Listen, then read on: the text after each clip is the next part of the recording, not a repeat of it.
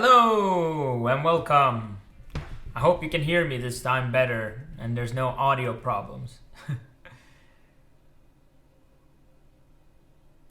Yeah, all the source code will be freely available. You can take it and use it. And we just started making this game, so it's nothing advanced. But as we go on, it will always be free. And after every episode, I will post it and release it. So you can just go to the releases. It's named as the same as the episode name, and then you can download the source code I worked on and all the graphics and everything. The graphics, of course, are nothing special as I'm not a artist. That's what Arash does. That's on Tuesdays and Mondays. So for you people who are new, we're making a game in Game Maker. It's a platformer. And this is what it looks like right now. It's a 2D game. Yeah, I'll show you at the end of the stream how to download it when I commit my changes to GitHub, and you can check it out. And hi, Samander. Welcome. So, I hope the music's not too loud and everything's okay. Last time we had some trouble with the microphone, so yeah, I can show you the game. We're making it for controller and kind of a local co-op game. So this is what it looks like. Right now I'm the ninja, and we don't have a second player here. He would be this bearded pirate guy, and you can jump and you can punch. Very simple again, nothing, very complicated. And then last time we added that if you keep pressing the punch, he goes to a super mode, where he turns into a fire giant. So this is where we get off, left off last time. And then of course he has his own attack. So today I was thinking that we can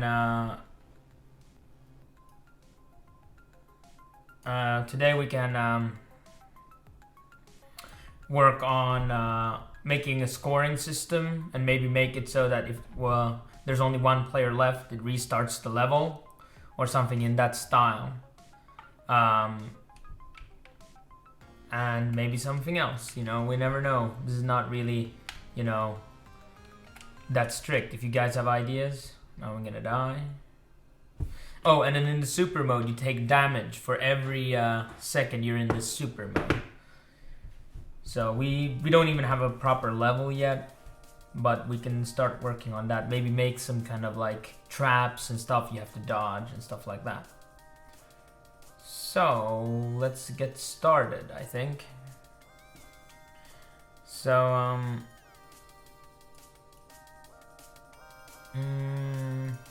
let's see. So we have all our scripts here. We have the character scripts, and then we have some simple system scripts. Oh, and last time also said that we should create some kind of animation controller, because we kind of have it. This is not really good code. It's like a if. So we should create an enum that kind of handles the different states of things. So, and then just change the states when needed. Still keeping it very simple, because so that we can iterate and continue playing the game, but we should refactor and improve on the code as often as possible. So we shouldn't go too fast forward either. So let's look at what should we take a look at? Well, let's start creating a scoring. Maybe we put that under system. So we should start creating a scoring script. I don't think we need to do any animation today. We have, oh, this is still named dinosaur. Now it's a fire elemental, so maybe we should rename this folder to elemental. There we go. There we go, all right. And by the way, if you have any questions about anything, game, this related to this game, related to development, related to programming, related to designing, I would love to answer your questions. Don't hesitate to ask. And if you have your own games, please send a Twitter message or whatever. You can send a download link, and maybe me and Arash will look at the game at some point.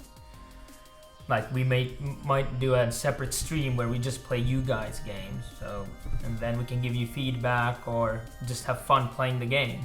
And remember, the game doesn't have to be finished. If you have a prototype, anything, it's fine.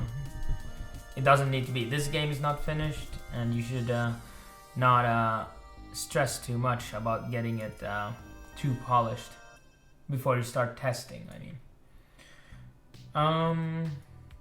But yeah, we already got some games in from some people. We might be playing them the next time, like on Tuesday. I think we were planning it. We could play some of your guys' games. So we want some kind of score, so you know how many who died how many times. So if you do it, keep it simple. Maybe we just should have like player 1 saying somewhere here on the screen, like player 1, and then how many times he died, and player 2. And then we should also have a respawning system, because right now when you die, you don't respawn. Actually, let's see what happens when you die. So I think it is under check health. Yeah, we destroyed it in instance, and we really don't. Yeah, rule number 1: always be testing. Amen, Corgi. Always be testing. Always have people, you know, get your game into hands of people, even if it's like blocks moving on the screen. Like, you know, you can still get some feedback and ideas, and you know, validation on your ideas. Yeah, so this is not what we want, probably. Maybe we should just hide the instance. So I only started using Game Maker myself. What is it now? A bit less than a month. So I still check, and I think it's anyway, because even when I know the system, I Google stuff. So I want to know if is there an image visible or something like that. There's index. What's that visible? Let's look at that. So I have more like 5 years of Unity experience, but visible sets the visibility of the instance. So again, here it explains what it does. Simple to look up. So if you want to ever make something invisible, you just Google it.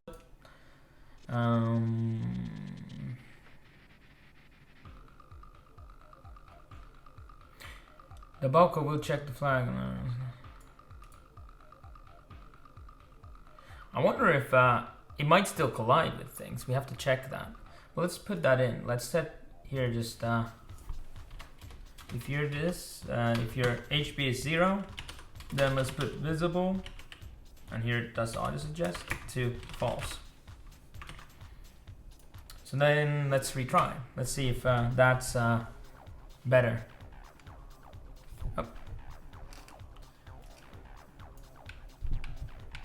So let's punch this guy. He's currently, let's go to super mode so we can kill him faster. Oh, there's a slight bug there, it seems. So now he's dead, but yeah, I can still collide with him. So we also should reset the collision mask, because otherwise we'll have an invisible block. Maybe we should even make it then, if we have to also set the mask, remove the mask, maybe we should make this a function, like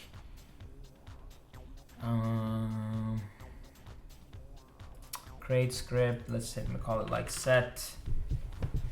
What would be a good name? Set. It's not visibility really. It's like good name is always good to think about. So set. It's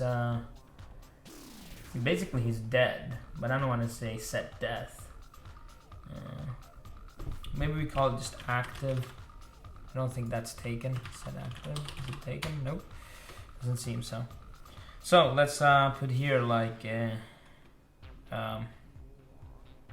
so it will be something that returns some you set something, so we would do visible equals argument 0, and then let's look if there's something that we can disable the mask on. So again, going back to Google.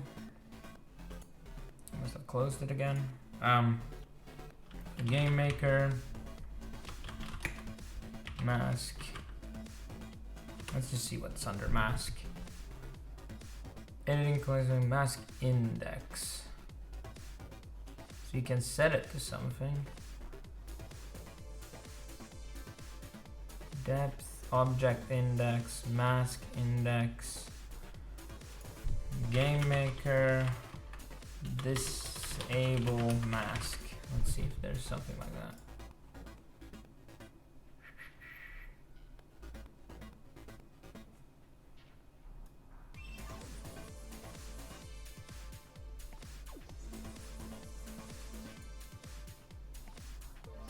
Only problem now is that if you set it to -1, you probably can set it to -1. Let's try that. So, what was it? Mask index to -1? Wasn't it mask index? Let's double check again. Mask index, yeah. So I guess if you put it to -1, it will work, but then how will it know which mask to reapply? Let's kill this guy. You need to put some particle effects too, so you know you're being hit. Wow, how much love. Also the health bars are a bit bad because they stack. No, I can still actually walk. Oh, we didn't. I'm stupid. We didn't, of course, call now the function. So here it should be set active to. And actually, it doesn't know what it's setting active to either, because this is not really a class-based system. So we actually should return what we need. Maybe we don't do this function yet. Let's do that a bit later. Let's just apply it here. Oh. And of course, visible false. Maybe we're too hasty making a separate function for that yet. Okay, let's just do transform. We can kill him faster that way. Nope, still colliding. Can't move. Oh, sad day for the elemental. I guess I'll just fall off the cliff. So, let's look at that again. There's of course,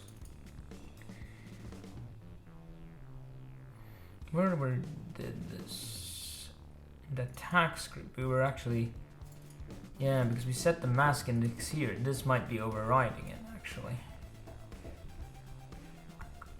That might also be the thing, because what we did is we created this mask, a separate sprite, that applies it when we punch. So when we punch, it actually changes the mask to another sprite's mask. So like here you can see the attack.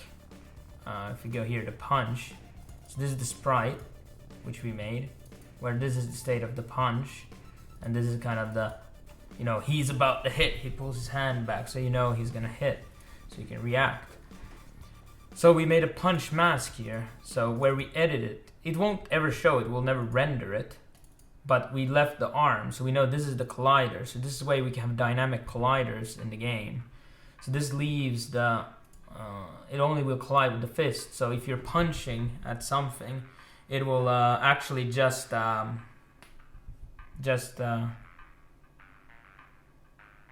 yeah, I could move him out of the screen too, that's true. That's not a bad idea. Except if we want to move the screen, of course. That's a good, no, let's do that, that's faster. That way we don't have to play around. Let's remove this for now. We don't need you. Check health. So, but we do need to disable then the controls. We don't want him to run around and stuff.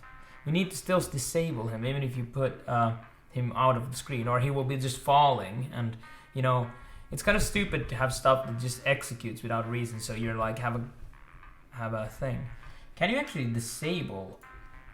Let's look at this. Is there a disable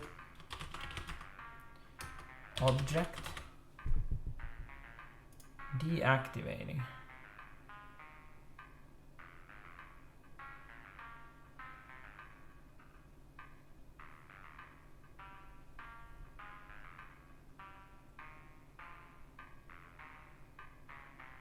Deactivate object.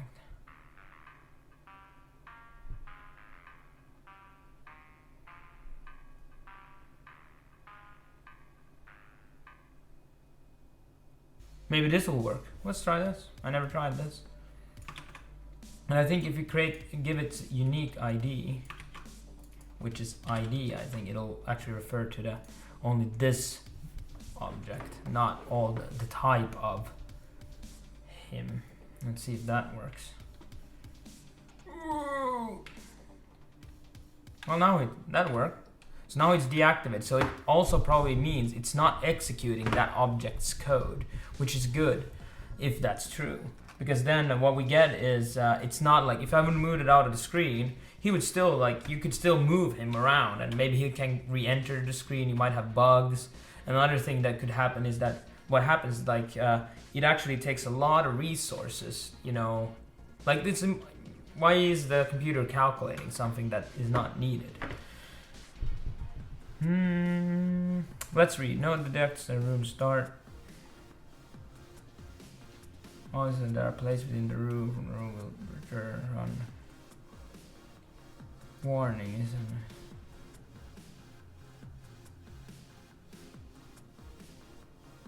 it? Okay, so it'll still have physics, but we are not using their physics. Com's saying, I like the red character, not the ground. Yeah, we're still working, and these are not the final art in any way. These are the kind of art that you can use to test. So this is something I threw together to, you know, because yeah, you could white box. So white boxing means it's a common technique. Is that like imagine this game right here. So you would have for this character would just be a white box, and then this character would be a white box, and the ground would be a gray box, and the sky would be a white box too, or something like that, or a black color. And then you just see a box jumping around. You see these in tutorials very often. How many do know what my name should be? You should get a shorter name. Welcome, we are just getting started. So, so what boxing, it is good, I'm not saying don't do it, but it's so easy to create these characters in this game, and it's so much easier to kind of work on the juiciness of the game, like how really, how well does it flow when you have actually the animation. So instead of having white boxes that flash red, you actually have character. Actually, one setting that we need to change is because if you look at the game running, I still think I have it on. Oh, let's rerun the game. So you actually see it's, especially when you go to this red character mode, it's a bit blurry. This is because we have actually a setting that's set wrong for Windows. So if you go to Windows, Graphics, you have to take away this interpolate colors between pixels because it kind of it tries to kind of make colors in between the pixels, which we don't want, to make it smoother, or like, it's not anti-alias, but it's kind of trying to, so now it should be less blurry, by the way. This is something I've been meaning to do in a long time, I just keep forgetting. So now it should be a bit sharper. Yeah, it's much sharper now. I don't know if you see it on the stream because, you know, it's a different resolution, but it's much sharper on my screen now. Anyway, so we were able to, now in the, where was it? Handle health. Well, we were check health. There we go. So we were able to deactivate the object. Now, maybe we should have a timer here. So, in our init character, which has already a lot of stuff, we could just make a time of, seem to be using the camel as time of death is 0. So it starts, of course, he's not dead now, but we have to still set it. And then in check health, we would put time of death to get timer. That way we know how long he's been dead. If time of death, Com's saying a thing that would be cool would be like when you transform, everything becomes like that style. Yeah, maybe, yeah. like the idea of that character is that's his like super mode, and this is like a PvP. So you have like players, either multiplayer or just you can also have single player, like local multiplayer. And the idea is that you can go to super mode and then you take damage. Why wouldn't you could change all the tile sets of the map even? That would be possible. That would be cool. Maybe it's only around the character, so we check what blocks are close to the character and they start burning or something. That would be really cool. So if time of death is smaller than, let's say, get timer plus, so this is again in microseconds, so let's say he's dead for 3 seconds, that would be 3 million. So if it's smaller than that, then what we will do is put instance. Oh, and we should also check he's dead actually. Can you actually check if the object is active or not? That would be, so we have activate object. Is there an active variable? Let's check. Active. Object exist, object solid, object visible. A lot of stuff, but not that. So, we actually can just take this. This sort of checks if he's has less HP equals to 0 or less. You can only do that then. And then when he respawns, what we want to do is put HP, of course, back to HP. I think it's max. Let's double check that. We don't want errors. Max HP, not HP max. So that puts it back to max, so he's fully applied the health. And then let's also activate object. So instance activate object ID. Oh, maybe this will work. So I have HP back, I have this back. Let's try it. Let's not code anymore before we know if it works.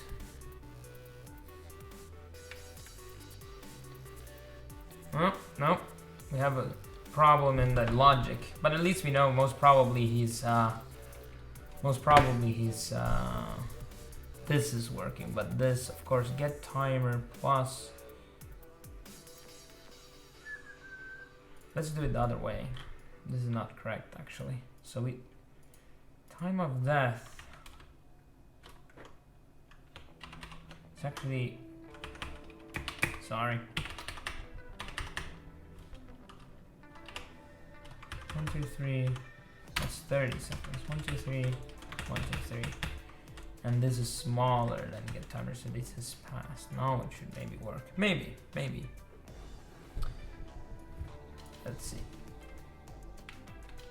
Oh, we threw a shuriken at him. Okay, he's not there.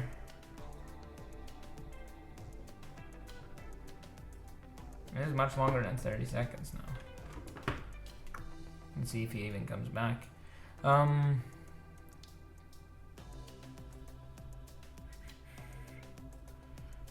do we have this? Check health. We should rename this if this is gonna do this, because it's not only checking health anymore. So I guess he hasn't come back yet. Nope, and I'll die soon. So if time of death, which is this, of course it'll keep setting this now. That's not what we want.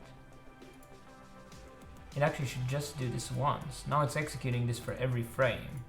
Again, thing I didn't think about. So we need to make this only execute once at the time of death and then not after that. So we should actually create state stuff because we don't have that. So let's create a character state. So we should create an enum here. enum basically is an enumerator, and what you use that for is to kind of it kind of standardizes. You could just use a string and then check strings, but an enumerator, it only accepts certain variables or certain names or objects. And what you need to why it's good is because you also, the autocomplete tells you what you can use usually, and it kind of limits the cases that it can be. Instead of just having 600 different states, you can only, well, you can have as many as you want still with an enumerator, but you have to define them. So you know, you don't, it basically makes you think of it before you create different states. And also, if you want to look it up, you just go check where you created the enumerator and you will know. So let's again look up enumerator. That's the short key for it. And again, why I'm showing all this Google, of course I'm new also to Game Maker, but also because I want to show you that it's not that hard to kind of figure things out. This is, most programmers, like professionals even, will just, you know, when they're programming, they're Googling like maybe 10% of the time if they know the system a bit better. So an enumerator is an enum is an enumerator, and is essentially permits you to create your own limited data type with a list of constant values. So constant is the key here. So the values can be changed, but not while the game is running. Like the options are limited. Enums are global scope variables. This is implicit and they require no global suffix, so you can use it wherever in the code. So the enum integer can only be real numbers or expression of enums. But what we need is something like this. So let's just take this. We can even copy paste it to save some time. Put it here, copy paste it. So then we will call it character states.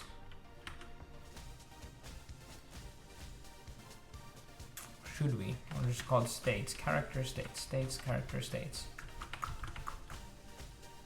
Hello Rap, welcome. We're working on creating character states. Trying to figure out what should we have. We should have dead. Maybe that's the only state we need. Do we need any other states? Oops, sorry. We only need dead. I think that's okay. Are you gonna be alive in this game? No. I don't know if you want alive though.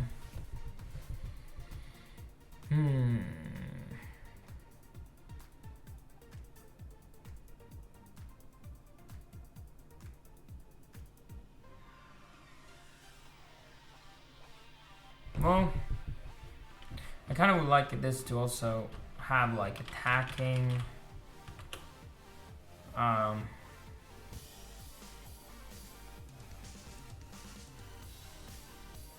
jumping maybe, walking. Or should we make that separately, the animation states? Let's just have dead and alive. We can develop more when we need it. What is my goal of the game? Right now I'm just making a deathmatch game, and this is more to kind of just develop, and I kind of, you know, if you guys have ideas on what it should be, you know, I'm more than happy to kind of pivot, or, you know, I'd like to get feedback and get ideas from you guys what would be cool. But yes, the goal is right now to just create, when you create a game, it's good to start simple. So my only goal right now is to create a deathmatch game where, you know, we can have like a time limit and then see who kills the other player the most.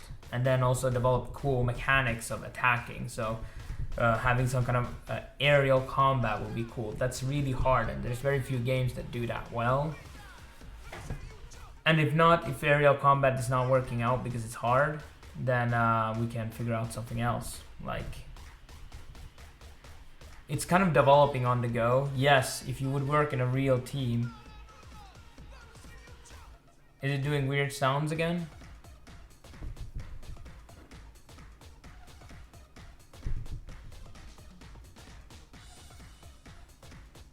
Or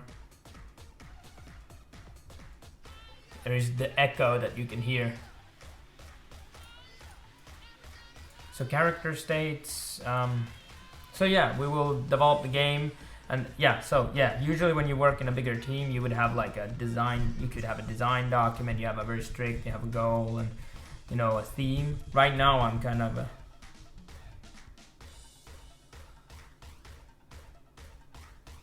That's weird. If it's making sounds. Let's see if I have that same thing here. Okay, odd. Maybe it was the music I had on. So, yeah, let's look at the states.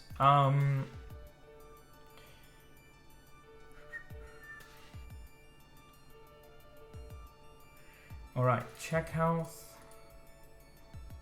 So if you go here, if you go below 0, let's take this away. And character state is not. Oh, we don't actually have a character state. We have to also set that. This is just the enumerator, but you should also put, you know, state and call it character. By default, it should be character state dot align for now, and then in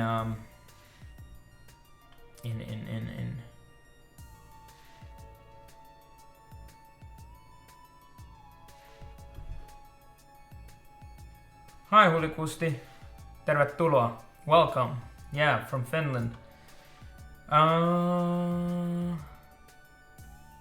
Keep losing the track of what I'm doing. So yeah, so state should be non-equals character state dot dead, because here his state will become character state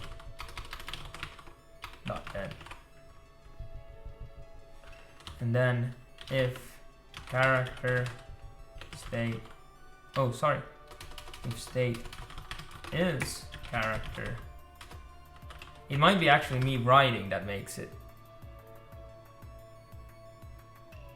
It might actually be me writing on the keyboard that's vibrating the camera that's on top of the table, because this is on top of the table. But I hope not. I can try to type more gently, not so fast. So if it is character state dead, and the time of death has passed,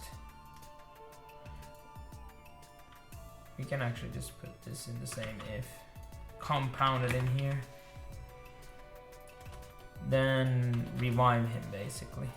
And then again, he needs to go back to, the state needs to go back to character state dot align. And this might change, probably dead and alive is probably not the character states.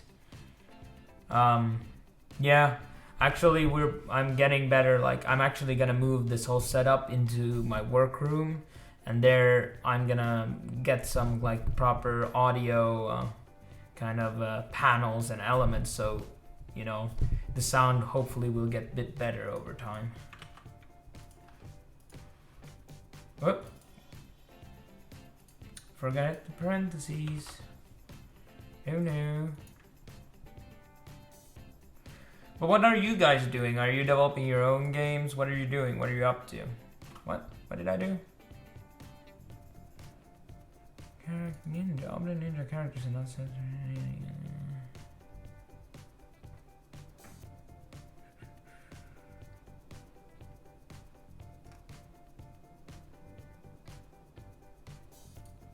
Not set. What is it?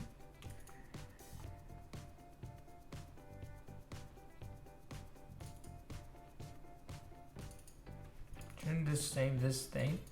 That's how it usually works.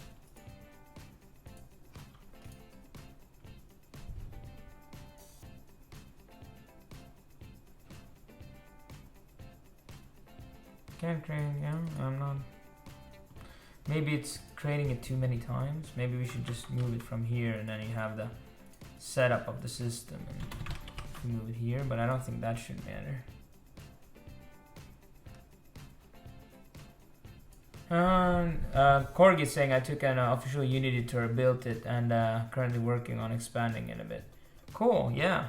There's a lot of good tutorials, like for GameMaker and Unity, and good idea. That's actually a good method. That if you're new, just take, find a tutorial that does kind of what you want, and then you can start trying out and see how you can change it, and if there's anything cool you can do with it, or if you already had something in mind.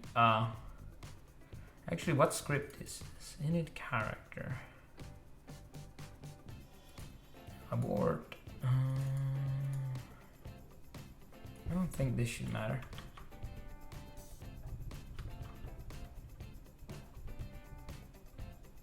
Yeah, you should also try to change the mechanics. Like, you can do a slight twist on it and see if there's anything fun.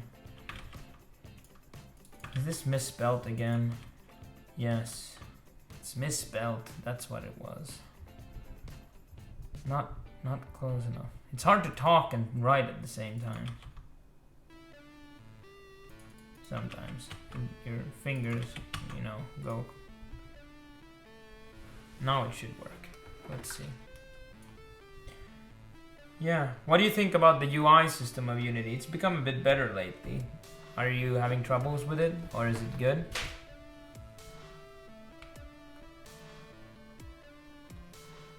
So now it says not set before reading. State, character, state.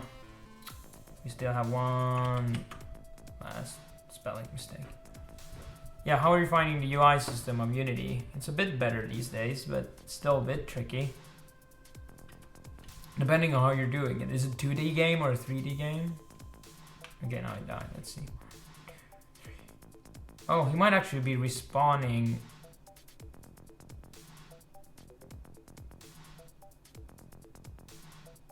What if he's falling? Well, he might be going through the level.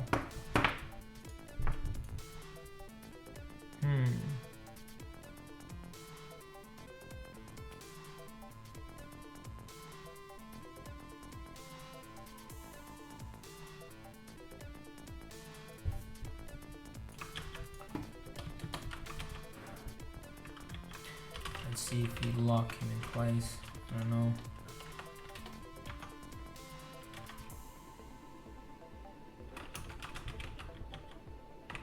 Or is it X previous? I know there's something like this. What was the previous X position? I think there's a built-in variable like that, so. GameMaker. Where's the Habibi number 2? He's at home. Today it's only me. No Habibis here today. He will also have his own yeah, he's Habibi number 1 though. I am Habibi number 2. Oh, it's like that. X previous. Okay. Yeah, he's at home, and he's gonna start on Monday. He's gonna have the let's make the art, where he will make the art, or was it the art? I don't know. Samantha can say there in the chat. He's just trolling the chat now. So if he's dead, let's not move him. This might still move him like 1 pixel below, but I just want to know if he's actually falling. Ah, this takes too long. Smash! Oh, that's a very interesting bug, that if you do that next to him.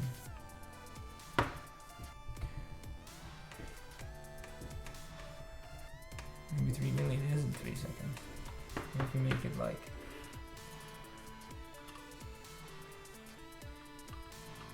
whatever. Almost instantaneous. Let's see if this changes anything. Yes. You're all the Habibis. Habibis in the chat. Okay, go left. Oh, shit. Oh. Why did you tell me to go left? Oh. I should actually make a button where I can restart the room. It would save me some time. I have to recompile it every 2 seconds.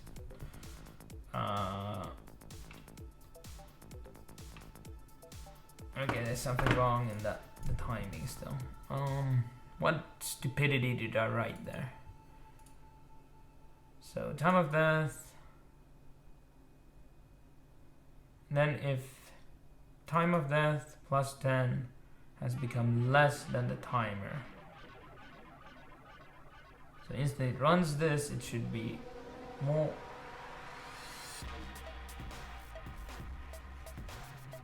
than or equals this sum should be more than the timer, and then it shouldn't run it.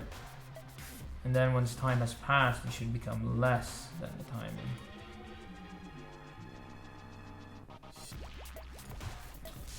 Sometimes when you don't know what you're doing because you're new to a system, what you do is show debug message I respawned.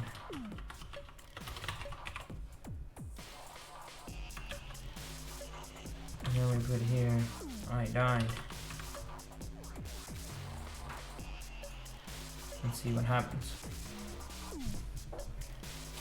Yeah. Go roll my Habibis in the chat. Yes, very good. Let's see. He died. He hasn't respawned.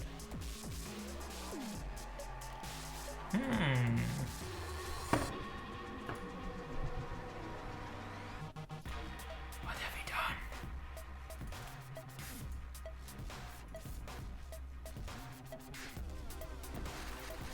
And this shouldn't run at least. It's not running. I died. It just runs it once. That's working. I don't know if this is doing anything right now. And if state is dead,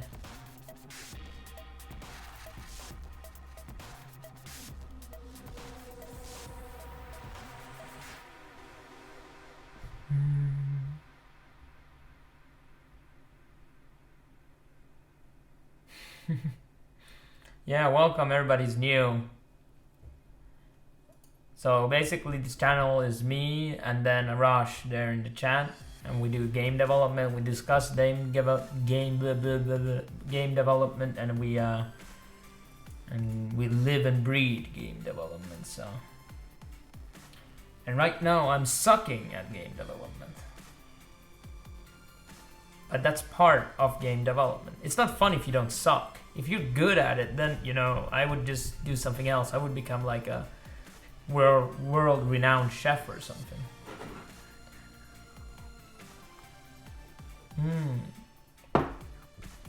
Alright. So this is not misspelled, I think. Character state should be equals to dead. State is not misspelled.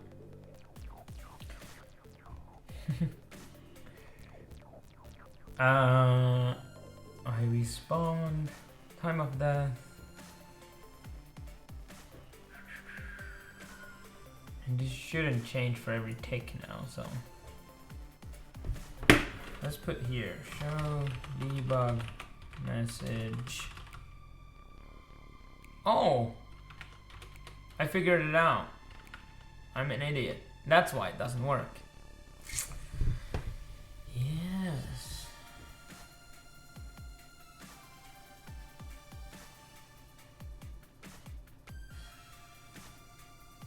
Yeah, of course this won't work.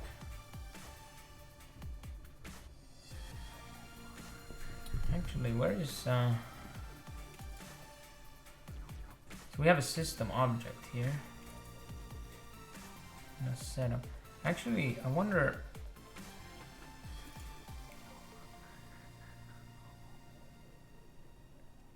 Yes.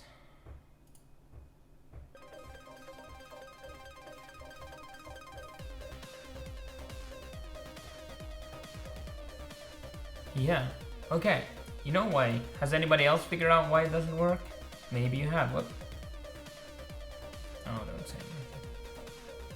Because we deactivated it, of course, won't rerun the script either. So it's not actually running here or anything. We don't even have to worry about that. Because we deactivate, of course, it won't be running these scripts because that's what we wanted. So what we need to do is actually have some other script to check it. Or then not just deactivate it. I don't...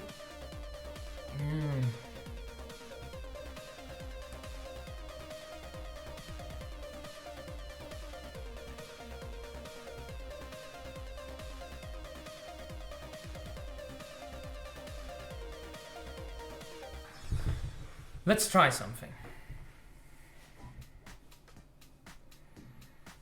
So we don't have, I don't want to create it in the system because I don't right now want to create a character handler or some kind of system to handle characters and respawning him in. It would be nicer if the object itself can take care of themselves like adults.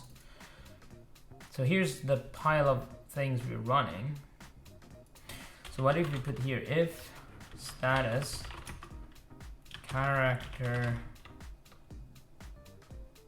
status dead. Whoop. What do we name it? States. Oh, I keep creating statuses and it's states. Status, states, status, states. Okay, so if it's not dead, then only do this.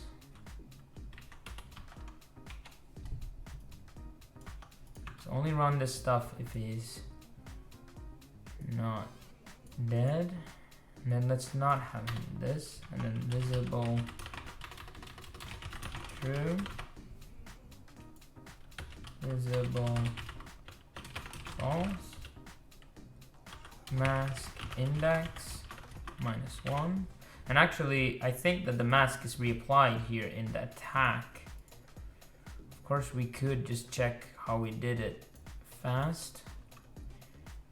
We actually save a mask and it's the mask index.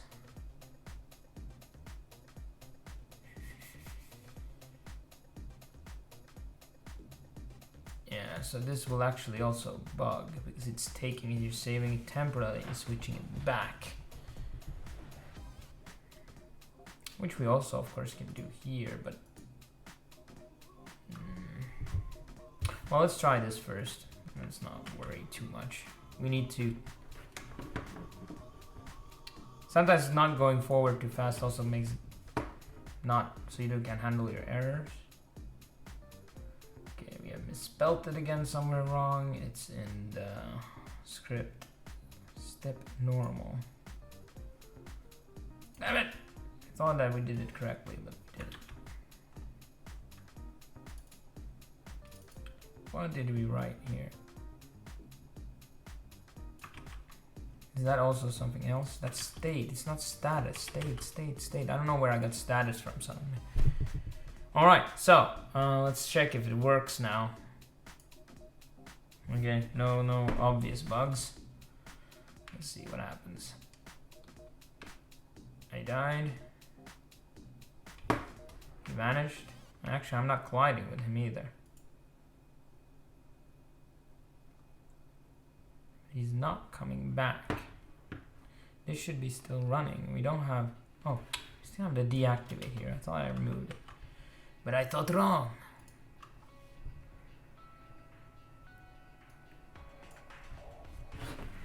So let's try it again. Okay, now it's working. He's just respawning really fast. And I think when he's dead, we actually collide with him. So make this, instead of like 10 microseconds or whatever it is, let's make it 5 seconds. That way we have time to jump around. How do I kill mosquitoes, Habibis, before they kill me? You have to be a level 6 Habibi to know the secret to that. I'm sorry. Because it's a high level technique that you have to use that only high level Habibis know. So yeah, I'm still colliding with it. I am a genie. So we should disable the collision. Kill all of them in the world so they never appear again. Well, you could create a disease that only applies to mosquitoes, and then it's like a plague, and then it kills them all. Just like what happened to bees, almost. The only problem is it can mutate and then kill all humans too, but I think it's still worth it. You should give it a try. You should become like a bio whatever you need to be. Bioengineer.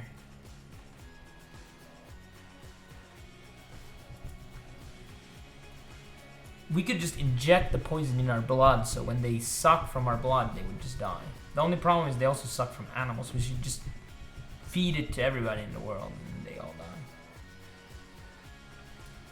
But yeah, mosquitoes. There's no. I was in the Finnish army, and because you have to do it's not voluntary.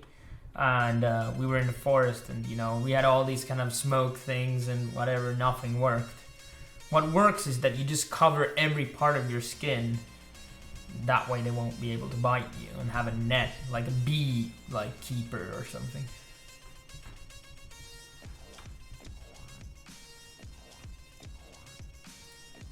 But yeah, also if you kill all mosquitoes, you might kill a lot of birds and stuff. Because a lot of animals feed on mosquitoes, I guess. Right, so now what we're bugging is just that it collides with something. So, let's see if we can turn off collision. Mask index, collision turn off. This is a Reddit thread. That's always scary.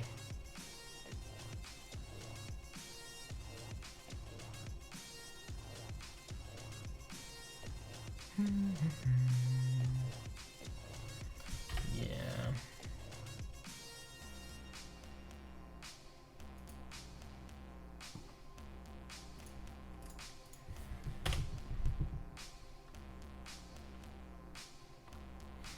Mask. Actually, this didn't work either. That's very interesting. Can't put mask index, I guess, to -1.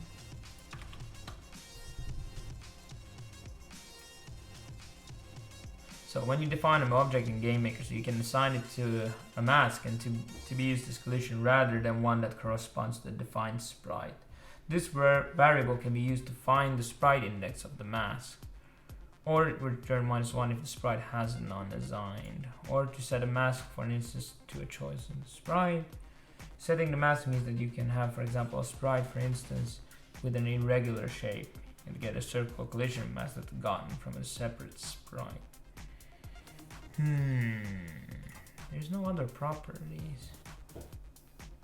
Let's see, sprite index, sprite image alpha, image speed max, mask index.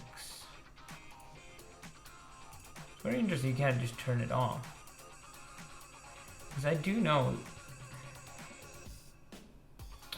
the way would be to create. So usually, well, when we look here, you actually can change it here.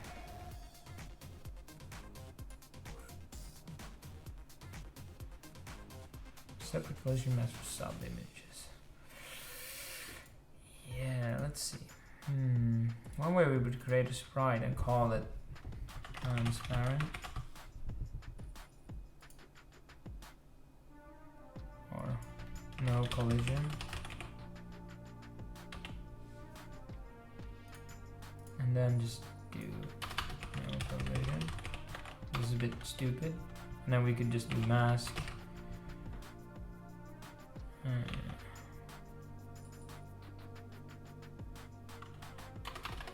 Let's just call temp mask is mask index, and then when we get back here, we just make the mask index back to temp mask. The only thing is that you can't now start dead. You have to always start alive, because otherwise this will crash, because it will say it doesn't exist or something crap. What are you guys talking about? Holy shit.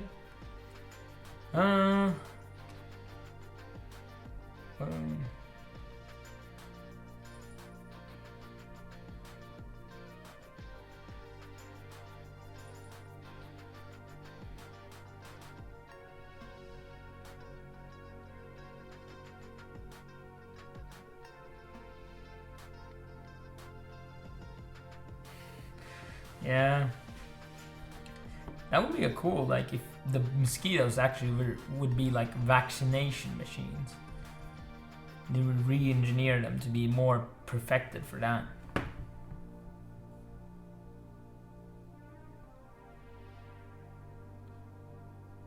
I don't know if that food thing is really true. It could be. I heard that they're actually attracted CO2. So, you know, if you're out of shape and you run around, then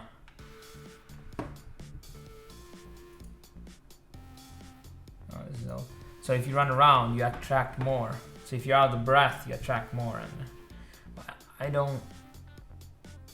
don't know if that's true, but it might be. I mean, I'm not an expert, but there was some documentary that actually was testing that, and I don't know if I think that it has more to do with other things. They're not. They have eyes too. Maybe they're attracted to movement. But yeah.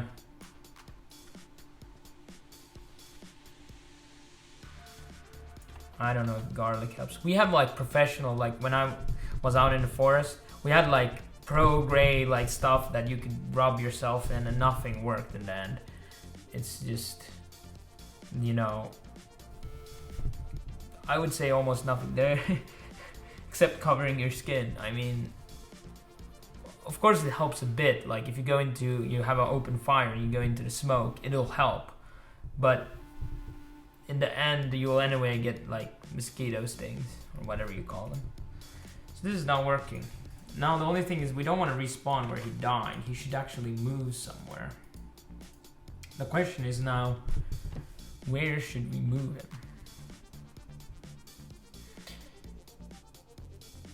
And there was also something else we were talking about implementing. So now we have some kind of respawn system. And here we should now put the score that, you know, whoever killed you. Actually, in the other ones that, you know, who killed you should go up. Try farting. Yeah, you shouldn't breathe. Try to suck air to your ass. That's very effective.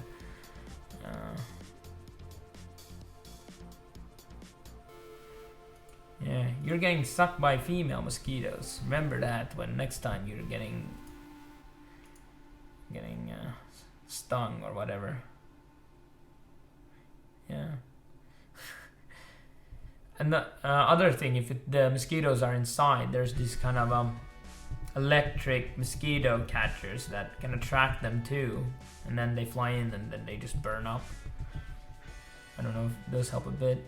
Also in Finland, what we do is like when you have a door, if you're not outside, we have like this kind of how to say, like it's like it's a curtain, and as long as you know you have that curtain, the mosquitoes can't as easily get in, so you don't have as much mosquitoes inside, which helps.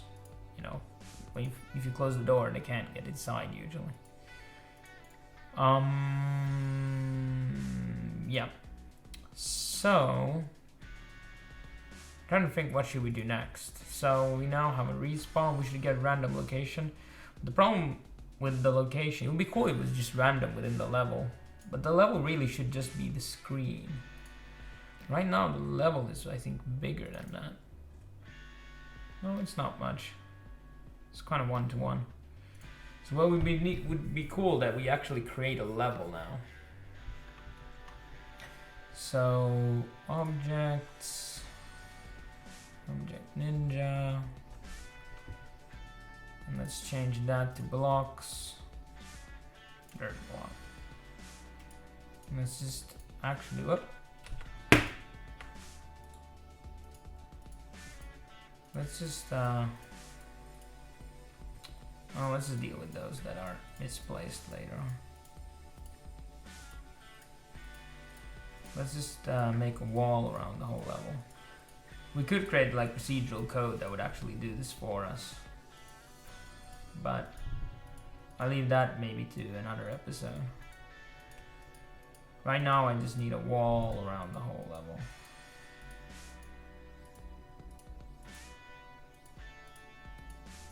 So let's just delete. Come on, delete. Delete. Delete.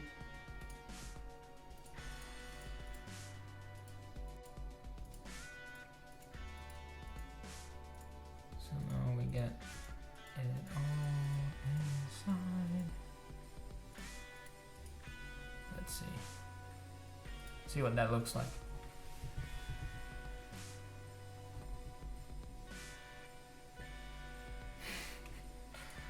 But won't it come out as CO2 also from your butt?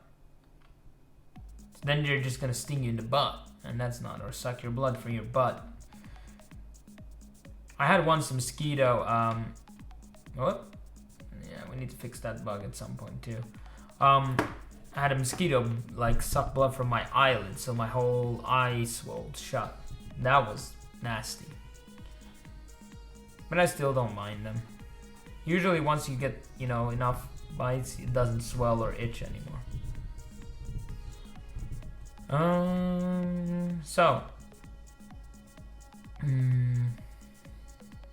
But is there anybody else? Rap, are you doing anything game related? What are you doing? Except hunting mosquitoes.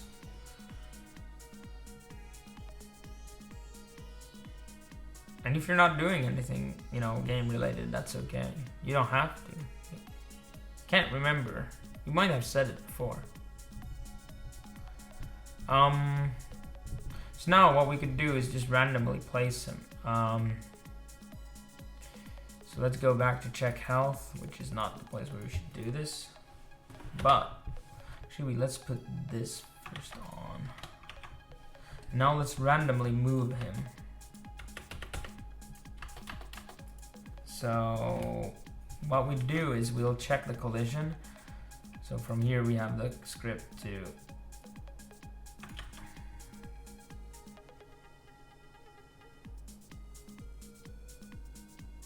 so where do we have here? Self check health. So while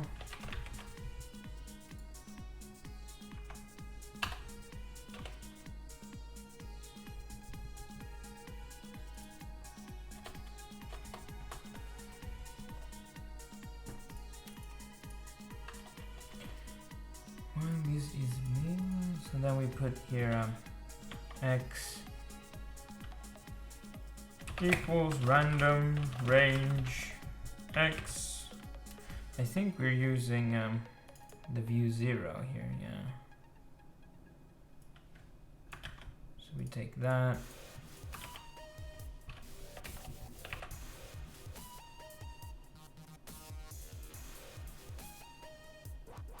No, this is the position. So this is we want the width.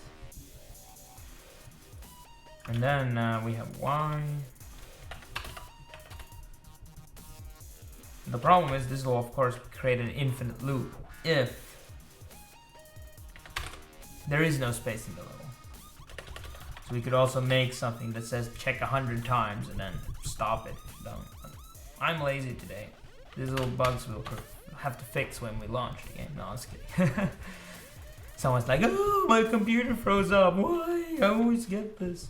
So then we check if it collides. While it still collides, then just redo this.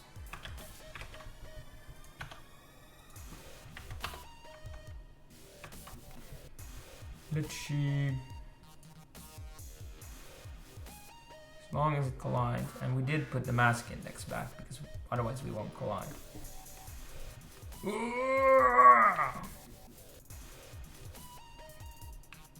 So 5 seconds. And he respawns there. Damn you. Oh, I'm getting stuck in the wall again. We really need to fix that bug. Oh, I'm too big for this. I have to transform back. And then transform back. And then we kill him. And we can go back to normal form. Oh, now the game froze up.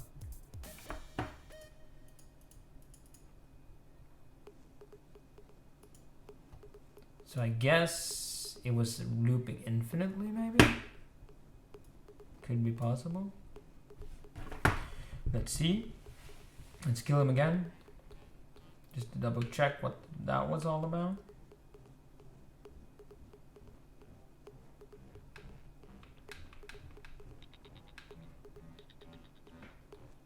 Yeah, it freezes up. So maybe we did create the infinite loop.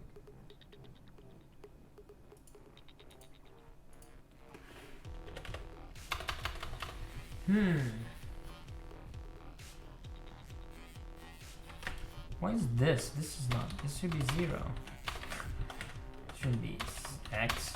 The hell am I thinking? As long as it is 0 where the game starts with it is, so that should be fine. Alright. Let's see now. Let's see if it crashes again. Oh, it's there. Oh. Why can I hit it? There we go.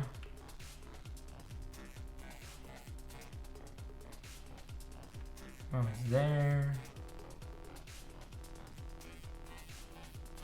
Now that we have responses, we can actually put some kind of scoreboard. Oh, this is Game Maker language. Game Maker, no, Game Maker. So it's their own language, and like here, it's graphic markup language here. So Game Maker Studio has its own proprietary programming language called Game Maker language.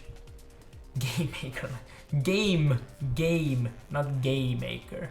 The Game Maker language is totally something different. That's what Arashis uses to make his art.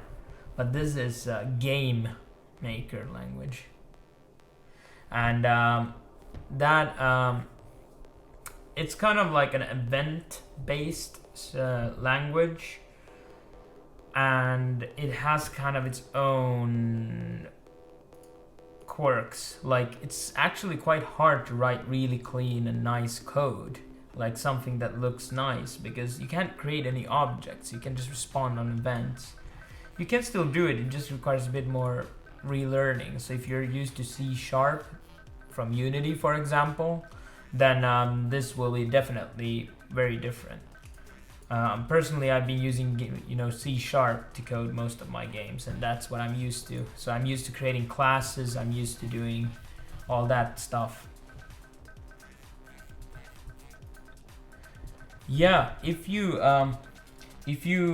C# is definitely in many ways more difficult, but it also teaches you good practices. But if you're just starting out, you don't really need good practices necessarily. Well, it is good to learn them in the beginning, I'm not arguing that, but if you want to just get your game off the ground, which most people have much more trouble with, Game Maker language is definitely easier. It's more of a scripting language, a bit like the Unity script, similar to that. But even, I would say this is even a bit easier than Unity script. Why I would recommend, if you want to make a 2D game, then I would recommend Game Maker. If you're gonna make a 3D game, then Unity or Unreal Engine or CryEngine or whatever your choice. Maybe Unity is quite good to start off if you're new to 3D. They're very newbie friendly. So this is much easier in many ways. Basically, all functions are files. So if you have a function, if I write here jump, it corresponds to the file name here, jump. So yeah, and yeah, you can do both. I'm not giving up on Unity. I'll still make Unity games. Oh, you mean both 3D and 2D? Well, maybe you try to do some 2D games in Game Maker. Actually, doing several different languages and doing different engines is actually very helpful, because it really helps you, not get too stuck on, how to say, you will learn an engine much faster. So if you ever get to work in a professional company, they might have their own proprietary engine. Then, if you're really fast at, getting up to speed, that's a valuable asset. Oh, you have no friends? Well, you're in the right place. If you need any help, any feedback, programming related questions like, hey, this function is not working, just put it in the chat or somewhere on some kind of code sharing repository. I can take a look at it. If it's too complex, if it's a bigger problem, it might take a while and then I might not do it in the live stream, but that doesn't mean you can't shoot the problem at me and I can see if I can help. And you can also find friends here. Well, we are your friends now, you know. If you need feedback on your game, just send the game, or if you need any kind of advice or anything, just hang around and ask when you're stuck. So, whoa, what the hell? Random ranging. What did I do here? This looks like I deleted something here. There we go. Oh, and if you're new, do use source control. It's not that hard to set up. So if you're not using source control, look it up and get used to that very fast. It really helps you to reuse code and kind of having an online backup. Even it's like cloud saving your game. You don't have to give it out for free.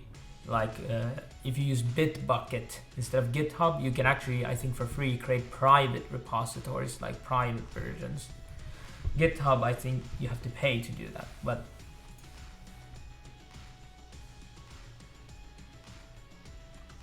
the mobile game is practical done. Only need the UI and I'm done. Well, do check out in Unity. There's some nice UI packages like plugins that I don't know if they cost anything. Some of them do, and maybe if there's like a sale, a Unity sale, like one of those. If it costs something, you can actually buy it for quite cheap. It might save you a lot of time. And they're not that expensive, even if you're a bit younger and you don't have a lot of money. You know, maybe you can ask your parents to help you, or if you're older and you have your own money, then just go ahead and buy it for like $10 or something, some of them. But do research them first before you buy it. I like to use a lot of 2D sprites to create my UI and not really care about the Unity system. I actually can create much more flexible that because I have some you know web experience, so making responsive layouts is not hard for me. But hey, Calm, you should share the game at some point, you know, even if it doesn't have the UI, everything perfected, you can, you know, my game's not perfect and you're seeing it right now, and I'll at some point, you know, put it online so you can download it and play it once it actually has a full loop going on, and then maybe have versions of it. So, and do download my source code and reuse that if you want. It's okay. So what we want to do now was actually put like a scoreboard of some kind. Nothing really fancy. I was thinking just have some kind of scoreboard. And I'm trying to think, how should I do that? Like, there's so many ways. I could make this object actually draw it. But it's kind of nasty if everything is attached to the object. And then, well, this object, this actually should be called object character now. I wonder if I could just rename it. Is there anything that's reliant on its name? Attack. Object character. Is there anything else which would have that? Movement, no.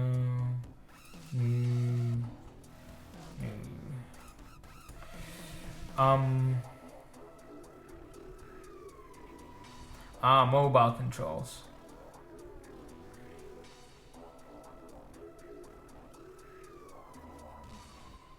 Trying to think, how could we test that?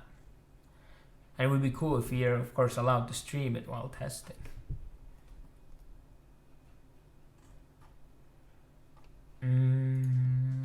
Maybe if you had an Android phone, do you know how to compile for Android? Or are you gonna release it on iOS? So we should have something that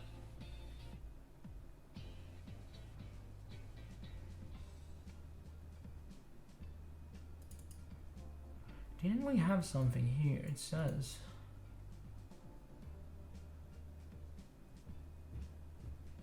I think it actually has some kind of index. Didn't we create some kind of index system? Because how does the gamepad get gamepad? Get gamepad controls. Gamepad index. Of course.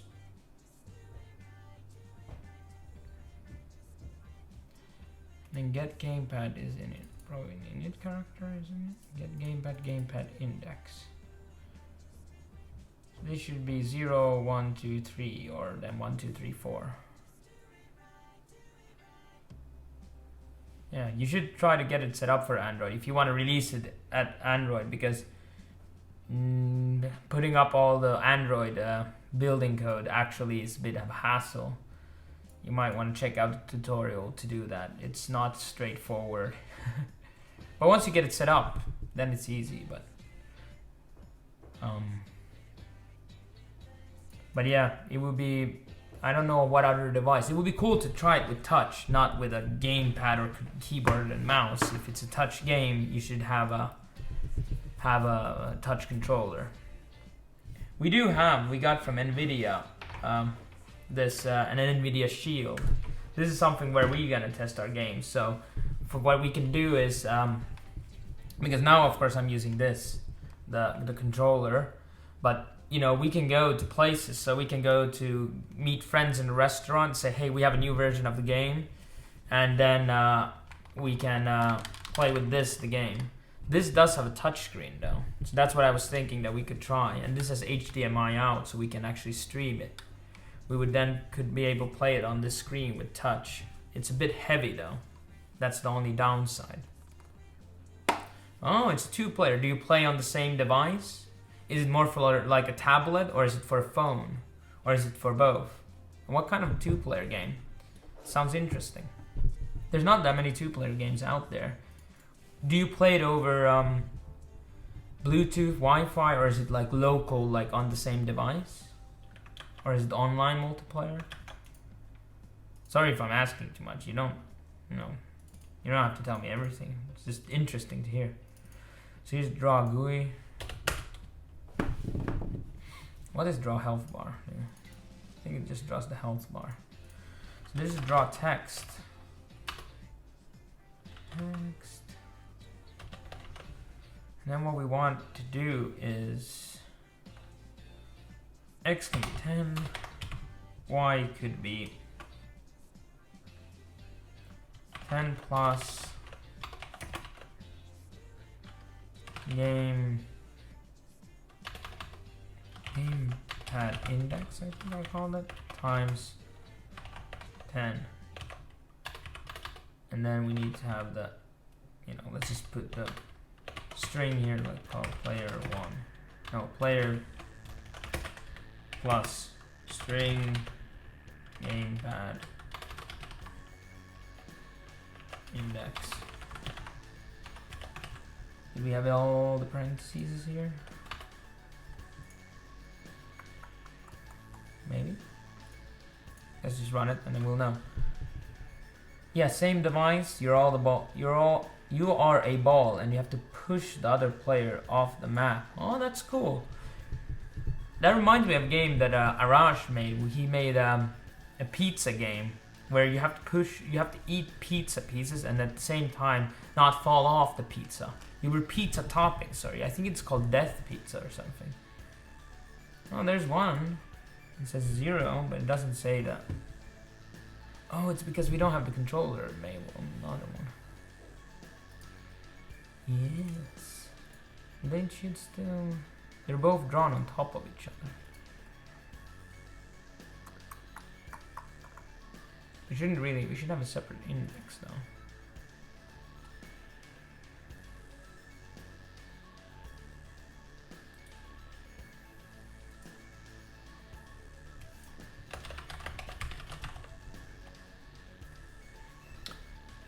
I wonder if I can download that. Rush, we can look at the Death Pizza. I think Commander Death. We can download it. I think it's a Flash game. It actually won an award, so. Actually, we are allowed to play it because it's Global Game Jam. This is what it looks like. You're not balls, you're toppings. And you have to collect them. And then, see if you can get it to work.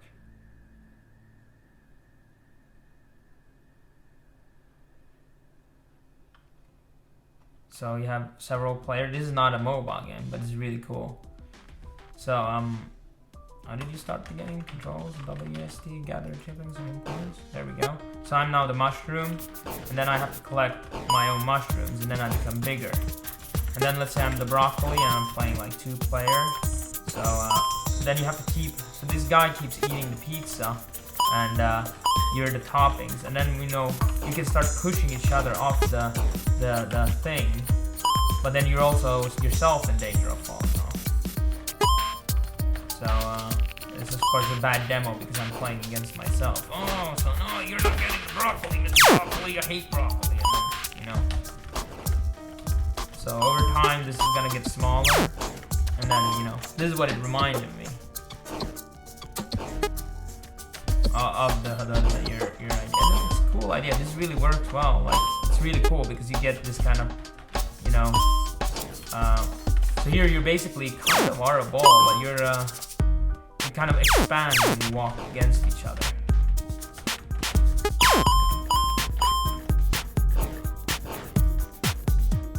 And then there seems to be a time limit too. Yeah, those type of games work really well. Sumo wrestling. Whoa, Sumo Ball 2000. So get player. Index.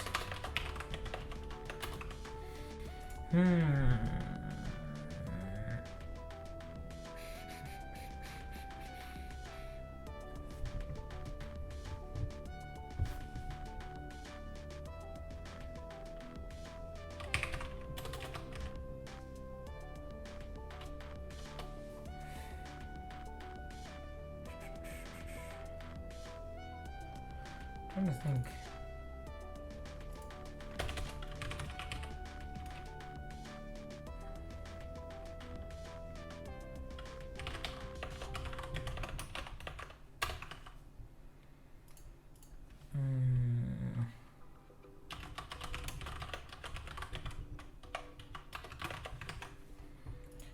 And then we could do just an init character because it doesn't always return a gamepad. We could just say index. I hope it's not taken. Get player index. There we go. And then we go to the character, draw GUI, and then instead of this we say index because we're getting it now and we're setting it. We're getting and setting and getting and setting. So let's see now. Now they should be operator. Oh, I called it last index. What did I call it here? Player index. Oh, global. Yeah, usually global variables is not good, but kind of here it's necessary. Dot, not space. Let's see. Okay, now it's running. So player 1, go for player 1. Oh. Isn't that what I wanted? I wonder if we can do this. I haven't done that in a while.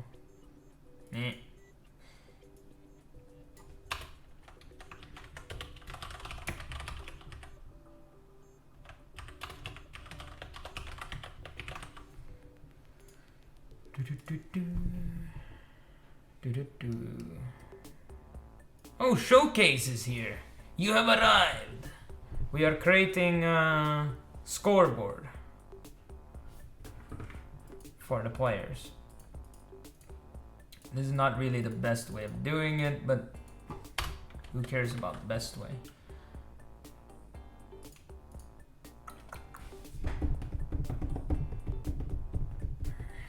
We should have at some point the player being able to name his character, and then actually it would say here his name. Also, we should look at the font size. And what is the font even? Do we have any fonts? We should create a font. This is ugly. Help me pick a font. Come on. Hello world. Buxton sketch. It's a bit unreadable. Maybe make it like 15. Whatever. I'll just use this and let's call it,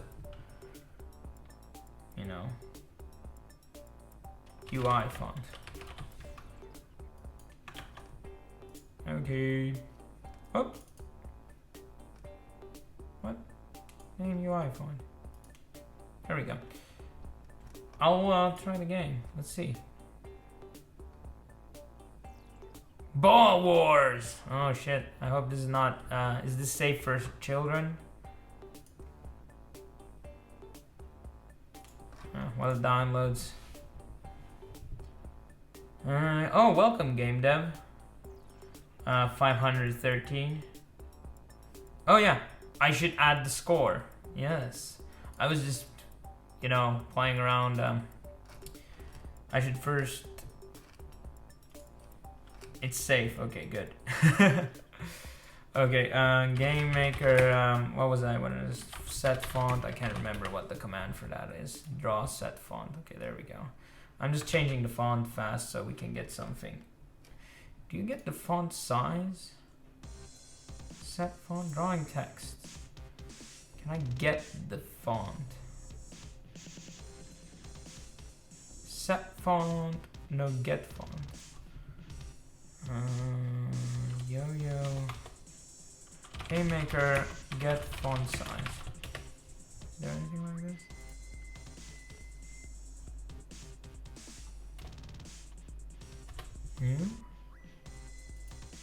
Oh well, whatever. What size did I do it? It was 15. That's a weird font. 14. That's evenly dividable. So let's go back to the object character, draw GUI here. Set font, UI font, boom. And then we had a 15, so let's say it's usually 1.5 rows, no 14, so 14, half of that is 7, 7 plus 4 is the 20 millions, so let's try with that.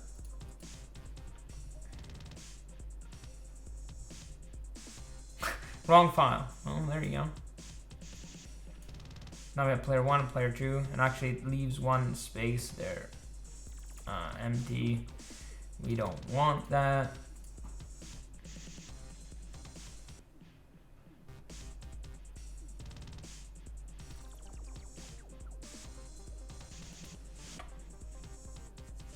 So we actually can just do -11 here.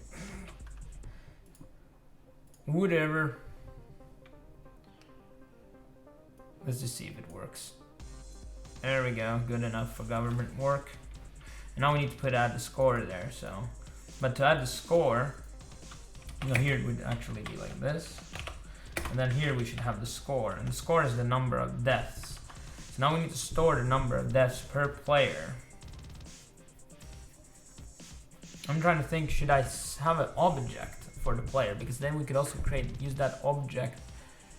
Or like use a DS. There's something called in Gamer called DS map, and then you also have a DS list. So these are basically like a dictionaries and map hashes, if you know those, or arrays, or kinds of arrays. There you can store stuff. So we could store it in there, and they're kind of global. So you could store the character score there and then get it from there by using the index. That means if you use the index, we don't really need to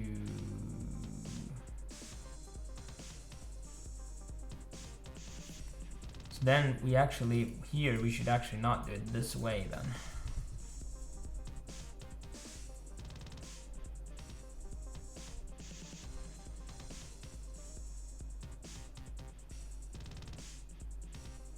Or then we just do it this way, but we say, so when you do setup, we get here and we just create DS map list, create, and we make it, I think you just do players. And then I think it's global by default. Maybe it isn't. Let's make it global. And then here we would say global. You can just call it get player also. It's really, the naming is really terrible. Oh, this is the one that installs all the viruses. Good version. 44 megs. Yeah, that sounds more what I was expecting. Player. No. No. DS list add. And then we need the ID of the list, which is global players. And then the value should be. Actually, we don't.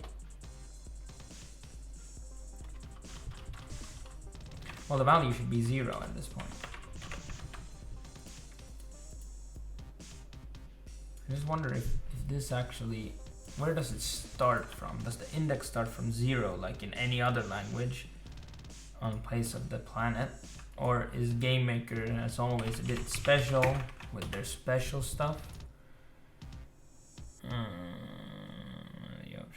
Descriptor, you can use the new value or real string to the list, which I'll add at the end. Where does it start?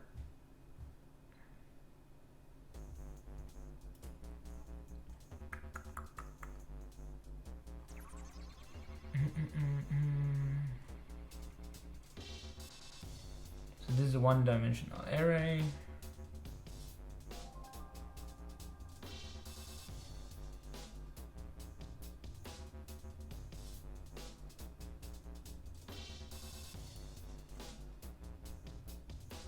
And we can acquire it like this.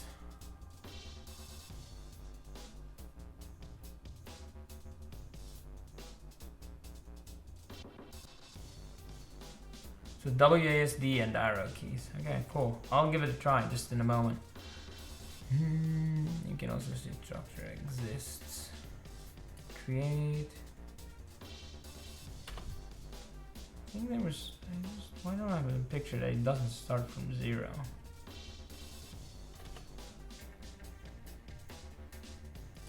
No, we can just try it. Find index.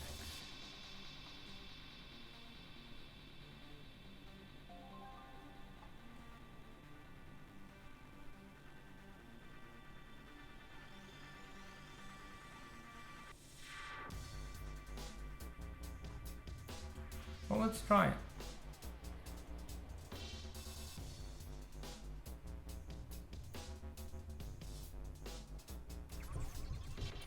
This is really stupid because this is DS list find with index, not find the index. That's another thing I don't like about their naming here. It's actually confusing. So we should. So here we set the score of this here, and we add it, so it should always be in the same. But of course, there's nothing saying it is like that. We could also just use an array. Plain old array. It might be easier. Then we would be like this. If it was an array instead. And in system we wouldn't. Whoop, sorry. Set up. We wouldn't do this, we would just. We would just remove that, and then here in the get player index, we would just say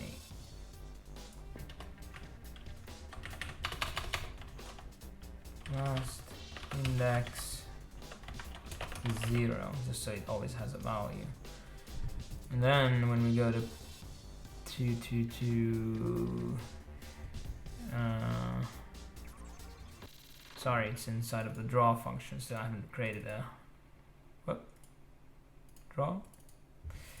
So here it would be global. We actually should call it scores and then index. And then there needs to be blue, and then just make sure it's a string. So getting a bit long, this line. And then let's go make sure we rename all of. So scores. set up. Where are you? Set up. Oh, we didn't have it there. And then when you die, oh sorry, when you attack. So here we would know both of them.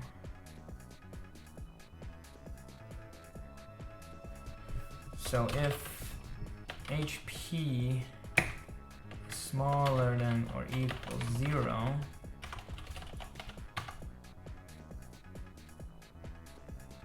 and player global scores other.index plus equals 1. So now it should increase it by 1. See if it crashes first, which it does. Not set before reading it. Get player index. So I guess we do have to set it.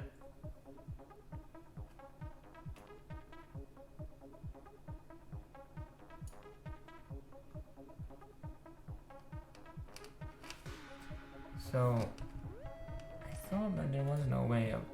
I always keep forgetting which way it was in GameMaker. In Unity and C# it's so much easier because you just instantiate it and you just say like new something and then you know, but in GameMaker it's a bit harder. Let's see what kind of arrays.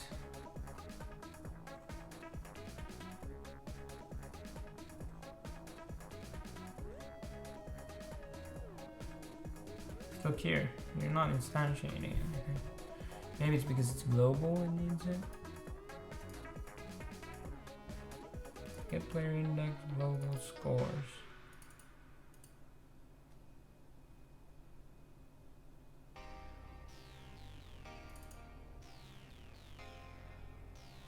I wonder if I just do this.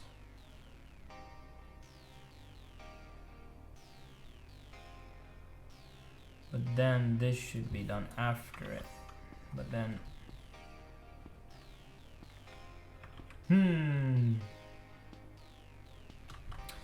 new. It would be nice if it was like this.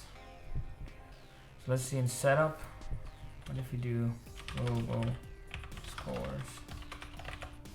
I don't know if that does anything. Probably gives me an error. We could also just set it here too. See if it likes this or not. So we only have support for 4 players anyway. Let's see what this does. No, it doesn't crash yet, except now. Last index is not set for reading it. Oh, it's not actually complaining about the thing. I should read error messages better. So let's see. Get player index. It's actually here. It's not. We forgot the global, guys. Global. Let's play your game just in a moment. Calm. It's just nice. Usually to finish my thought. So we have 0 score. Oh, wrong controller. Here we go. This is me. Let's turn into Fire Giant. So I'm probably player 1. Oh, that's interesting. Oh, it removes the score now when. Yeah, because they said that actually, that if you turn it invisible, then it won't do the draw events. So we should move this to its own thing.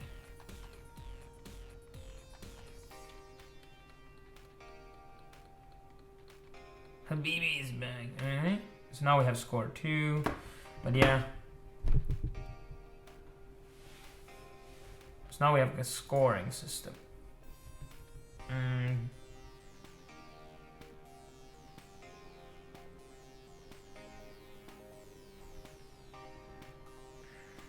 Can you still see me?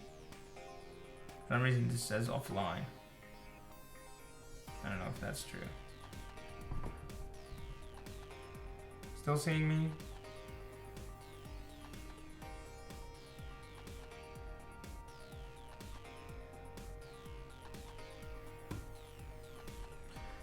Okay, let's try your game now.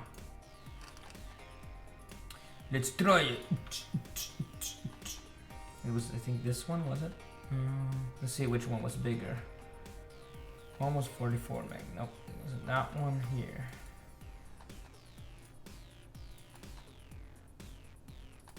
So let's see if I can get it to run. Will it go full screen or will it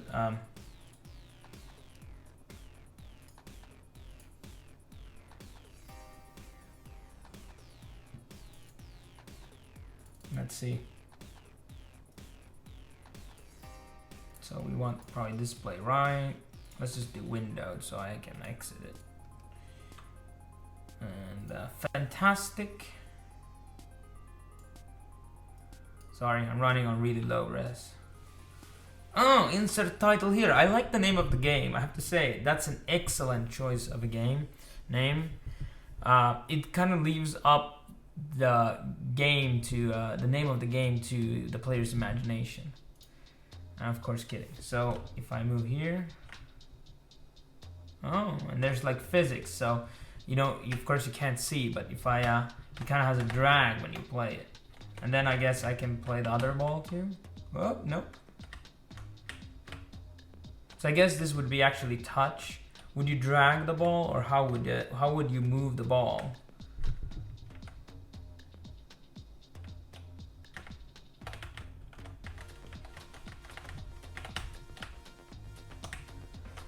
Ross is saying he wishes he could lose against me in this game. Yeah, it'd be nice if I could win. Yeah, exactly. So here, it would be cool if you made the text so that when I have a score, that this would be black. So I would know this is black, this is black.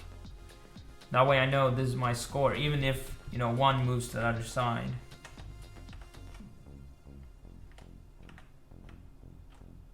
Yeah, we can play it on Tuesday. Can you move the other ball? I can't make it move. It just moves this ball. So I guess you can only play black right now. This is kind of racist.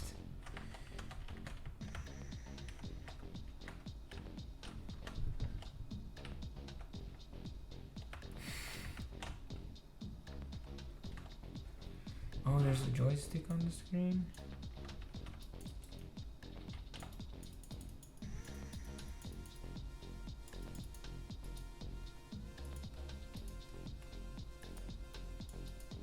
Yeah, the Unity font system really is bad. I don't know if I recommend it if you're using it. It always scales really badly if you don't know what you're doing. It really, but even, you know, if you know what you're doing, it's a pain to set up. So I guess, yeah, but this is cool. I mean, this is all a game needs to be. It needs to have a score, a mission, which is now to push the ball off. The other ball off. Oh, you can even bounce. And so on. And then you can, you know, you can refine and add ideas at any point, but this is, you know, enough. This is a game. This is by definition a game. Because you have a goal, you have the game mechanics in this game is I can move left, right, up or down. The system mechanics is that if I touch the other player, he collides and moves. Another system mechanic is that if the player falls off the edge, he drops down, and the score increases 1 for the one that's still on the board, even if I'm not, even if the other player doesn't collide.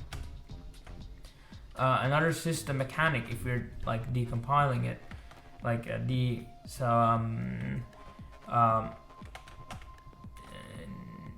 well, you could call it pausing or something also, but. And then the elements of the game, there's balls, there's a black ball, there's a white ball, there's a table or a thing on top of it. You have a resource or a score, and I don't know if there's is there a goal to get who gets first to 10, or is it just infinite? We can even try it. Just drop off until we get to 10. Yeah, but I mean, it's that blind archer says it's not worth money yet, but of course it's not worth money necessarily yet. But you know, you could be developing your game for 10 years, have a massive multiplayer online game, and it's still not worth any money, even if you have 60,000 characters and a 100-year storyline, because in honesty, it probably then it could suck. So, you know, this is really good that, you know, create this like even if it feels stupid, like this small prototype, and this is excellent because this is now the basis. Now, you know, for example, me playing, oh, is the goal to get to 10? Maybe that's the goal. Or you can start developing and creating ideas and seeing when are people having fun, and then you can increase the fun. And then suddenly it is something worth money. Like Flappy Birds, like saying in chat, it's the same thing. Yeah, the biggest thing is if you have to play it on the phone and you have two people on the phone, you really can't see anything from the screen. That's why I was thinking, is this an iPad game, for example? Because if I have, you know, my mobile phone, this has a very small screen. So let's say I have my fingers here moving the thing. Then the other player has here. That's already like, you know, your screen is just this small slice in between.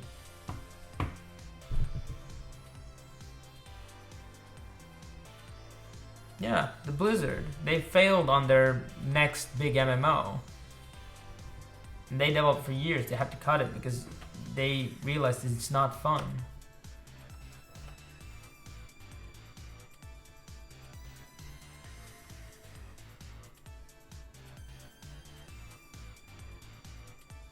But this is a multiplayer, not multiplayer, this is a mobile game, so you probably wouldn't put it on Steam. And you probably, no matter what, you wouldn't be asking $70. You would probably ask $2 or something. The next game, the game they cancelled. We can check, what was it called? Blizzard cancelled MMO. Titan. So, with the Spirit Garden at the beginning of 2007.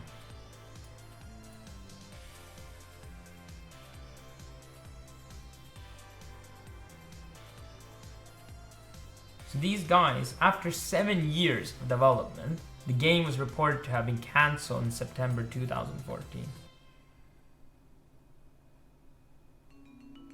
Yeah, I would, you know, I would pay for this game if I played it at a friend's and it's really fun. I mean, as long as the price is reasonable. Like, yeah, a mobile game you don't pay 70 euros for. And if it's a party game, yeah. If this was on console and it's really fun and you can play 4 against 4, why not? But yeah, awesome work, dude. Now just, you know, I mean, of course, in this state, you don't, you know, you can just try it out and see, you know, get your friends to play it and see what's, you know, fun. Yeah. And this is the thing, that if you just think about like, hey, my game needs to be like Halo and, you know, or some other, like it needs to be like World of Warcraft, you'll never finish your game.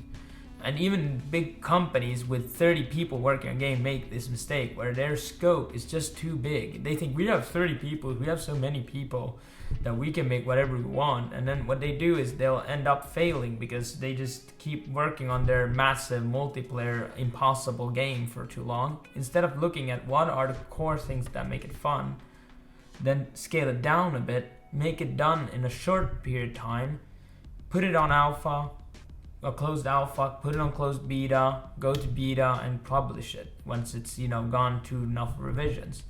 So, you know, having the courage to show a game that's, you know, unfinished, like, you know, my game that I'm working here is totally unfinished.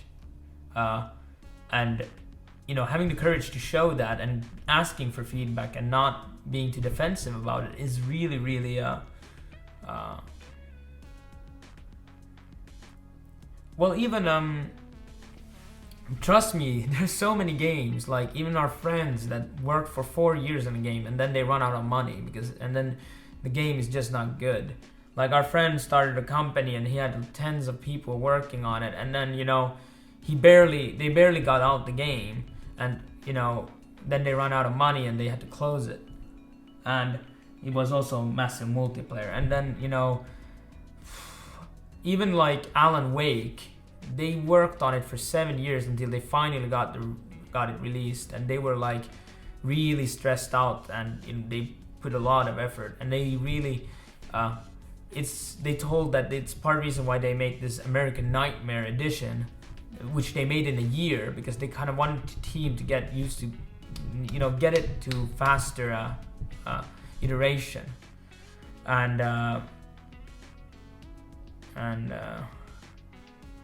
yeah, and even if the prototype at this stage is this game, right? It doesn't mean it's this stage when later on in the production. Like, let's say that you really even release this and you get feedback, give it for free, and then you get ideas because of the feedback you're getting from the game. And what can happen then, that suddenly you develop something, like let's say you started with the idea of two balls colliding and you're pushing off, and maybe you pivot, your ideas, you see what's fun. It's kind of fun to push balls and get scores, and it could lead to ideas like what's it called, Rocket League. It's still the same principle.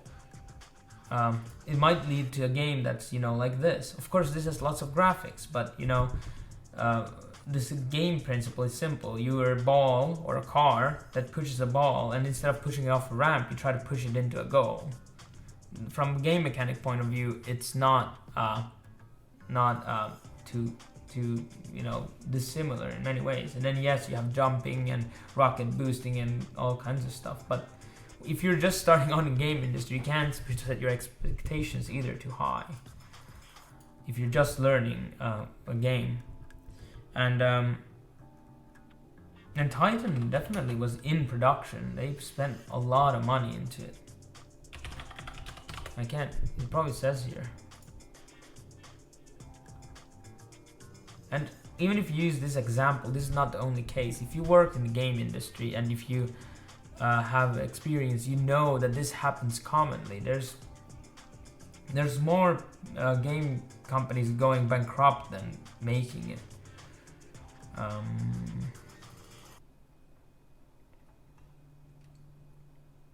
And this says of development. I'm very sure it's not.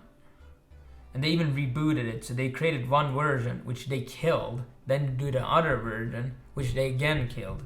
So they finished actually some kind of game there in the middle of the production.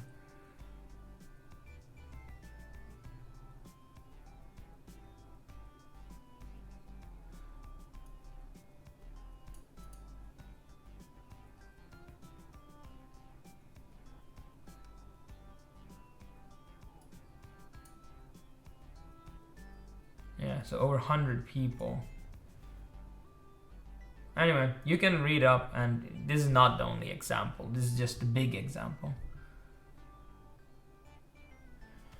Oh, well, it's a cool idea. It's actually, you have really good control of the car, but you have really bad control of the ball.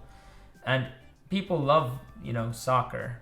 Now they have basketball too. I'm not that surprised. I played it the first time I played it. It was awesome. You don't have to put it in the App Store.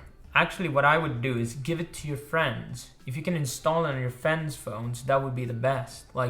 Yes, and then, work on it a bit more. It is still a full game, but you should maybe think about, could you get it a bit more interactive, and what kind of elements could you add on top of it? You're not probably gonna get money from it. Yeah, and what Samantha's saying, the market is very, very full right now. There's more games out every day than, you have hairs in your head. So don't get, you're not necessarily, they're not, necessarily, it's not because it's a bad game that it might not succeed. It actually, these days, you have incredible games that never get any publicity, and then nobody notices them. They go no downloads or purchases. So don't get too dissuaded.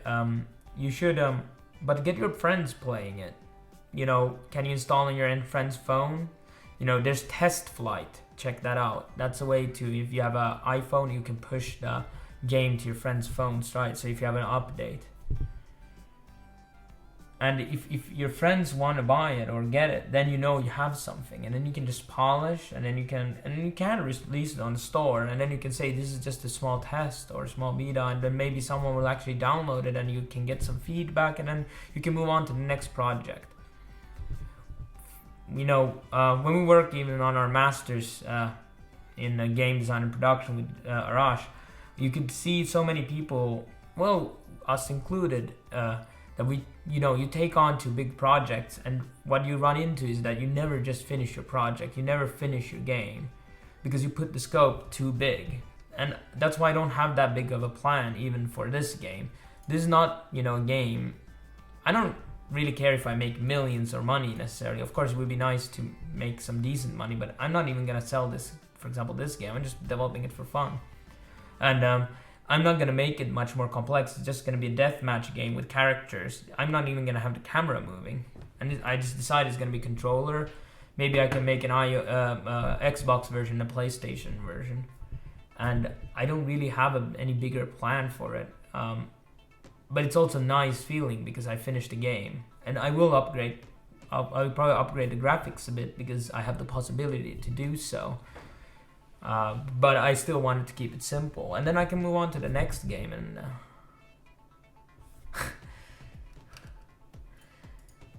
they're saying make an ISIS simulator in YouTube. Yeah. Well, you could. This kind of is weird. These are different nationalities. Well, he's not nationality. They're both, you don't know their nationality. I think they're, Counter-Strike is almost ISIS simulator already.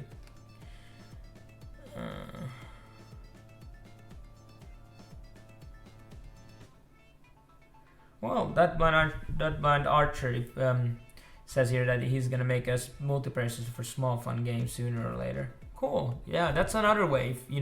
If you're just interested in making a small part of the game, you can make a plugin that anybody else can buy or purchase or use, and that's awesome. Yeah, definitely. You should also look into kind of how to make it very easy to use something like Amazon or any kind of server vendor then to keep your servers on. With just a one button, because Amazon has really good server architecture that's really easy to set up. And yes, it costs a bit, but if you have a good server code, you don't have to pay that much. The first year is actually free if you sign up for a trial, so you can get the Amazon cloud servers for free.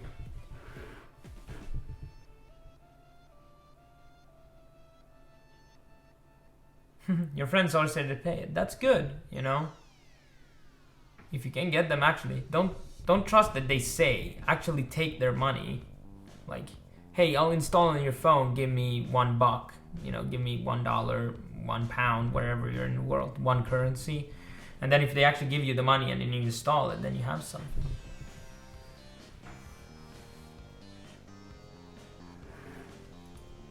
That's actually a lean methodology that, you can even collect the money before you have the product, saying, hey guys, if you like this, give me $1 now, and then when it's ready. It's basically Kickstarter.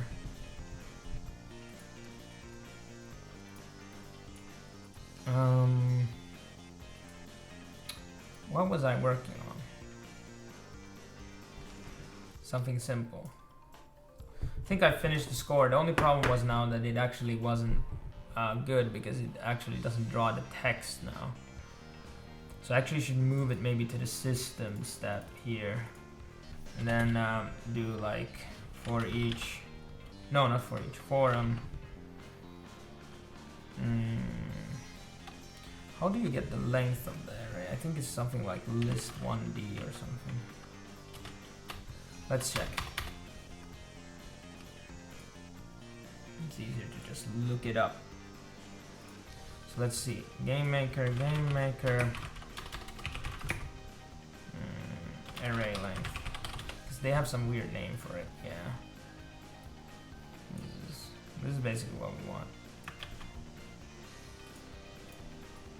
So it's setup, and this is the creative end. We don't want it there. We want the step event. Here we are doing the slow-mo for later on, when we're gonna make it slow motion. So actually games goes into slow motion in certain parts of the combat. So we have this time scale, just like in Unity.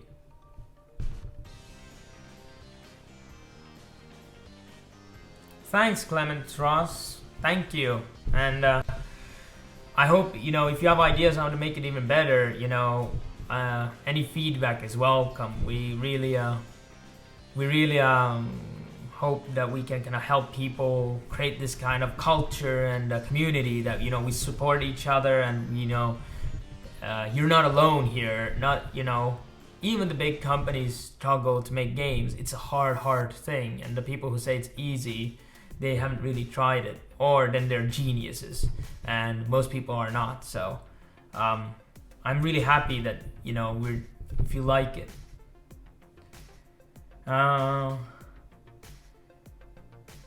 So we're right now doing Mondays, Tuesdays, and Thursdays, and hopefully in the future we can do more and more. We're still kind of learning how to do this, so we'll slowly, hopefully we can fill the whole week with program, but, you know. Yeah, Mondays is confirmed now.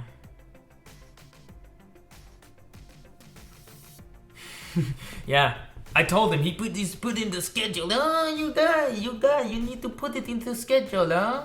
You don't never do it otherwise. You know, Arash is actually an amazing artist. He does a lot of awesome stuff, and he always undersells himself. He's humble, but he's actually really good. He has an art degree. He does galleries. He's done painting. You know, you check out on Monday, and you know, he likes to use Illustrator a lot and do vector graphics, and you know, check it out. And you know, maybe, I don't know if he's gonna do pixel vector now, but you know, I'm sure he teaches game design actually in an art academy, and you know, he's a good teacher. So global scores. What is this? This is not what I want. I is the 1, and if I is smaller than the length, that's minus 2. It's like a reverse. I don't like it that way. I like it this way. And ally length will be 2, and this will be 2, so it's actually like that. And then what we need to do here, this is actually a draw event. I don't think you can have it in the... Can you have the text drawing in the... I don't think so. It's that a draw event, I think. Draw. And let's put here some code crap. There we go. And then here in the... We used to have it in the character. That actually disables when we disable the character. Let's take this. Boom. Boom. There we go. And then this, instead of index, is I. We don't have to set the font for every character every time. We just set it here once.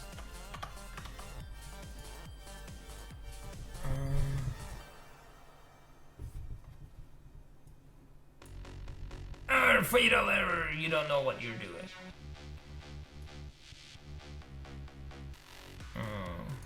My for loop. It is being the wrongs. I think, at least. Let's see, let it here. So it's 1, let's see, get is check, double checking. It is doing this before it is setting, and it starts at 0. Whoop. Whoop.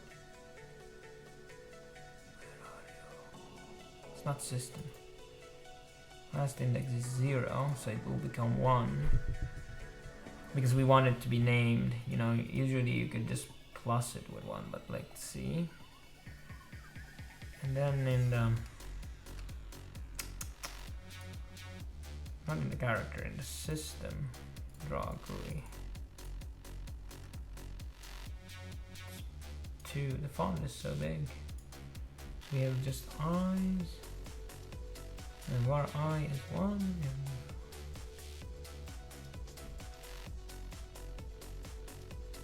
Oh, maybe I'll paint something in hexels.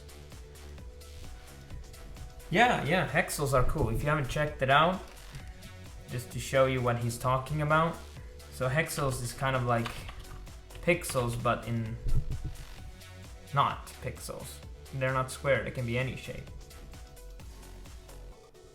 I think it's a drawing program. What's the name of the drawing program? So you can create really odd kind of artwork. Like these are polygon, they can be triangles, they can be square, they can be a mix of everything. Is it like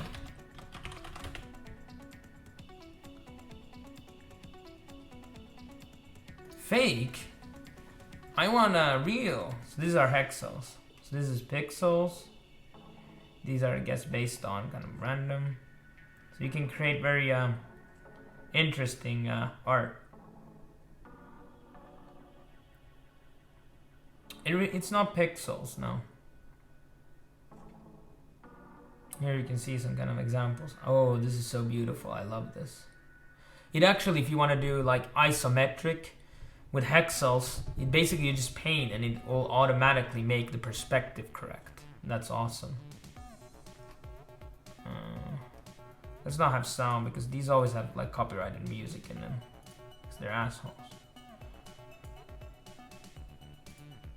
So as you can see here, there's different forms. So basically every object is like, let's say it's a pixel, they're all different forms. So it's really cool. But you know, join on Monday.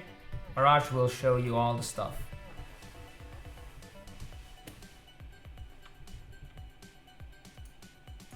Yeah, Rap, if you're on a Monday, remember, we do save these. It always takes time. I try to bit edit the most embarrassing parts out. But yeah, just join us on, you know, just watch it. It'll take maybe a week or something and it'll be out. So you can just check it from there. Tell your friends to watch and your enemies and my mom. Yeah. We want more moms watching this. Moms need to get into game development because moms are always scared that the devil will come and take them and, you know, whatever. What am I doing wrong here, chat? There's professional programmers here. You should know stuff. So it's getting the I here. It's setting the string here. And the I should be set here. We're setting the I. So I is 1. This is too long, 2 objects long. So it is not, and then run again. What is wrong? What did I do wrong? Did I copy paste something wrong again?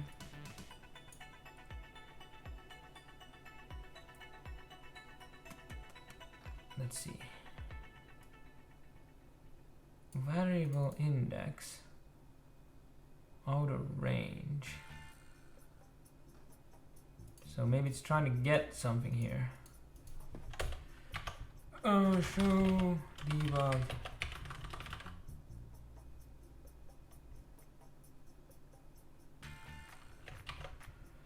Let's see what it's returning.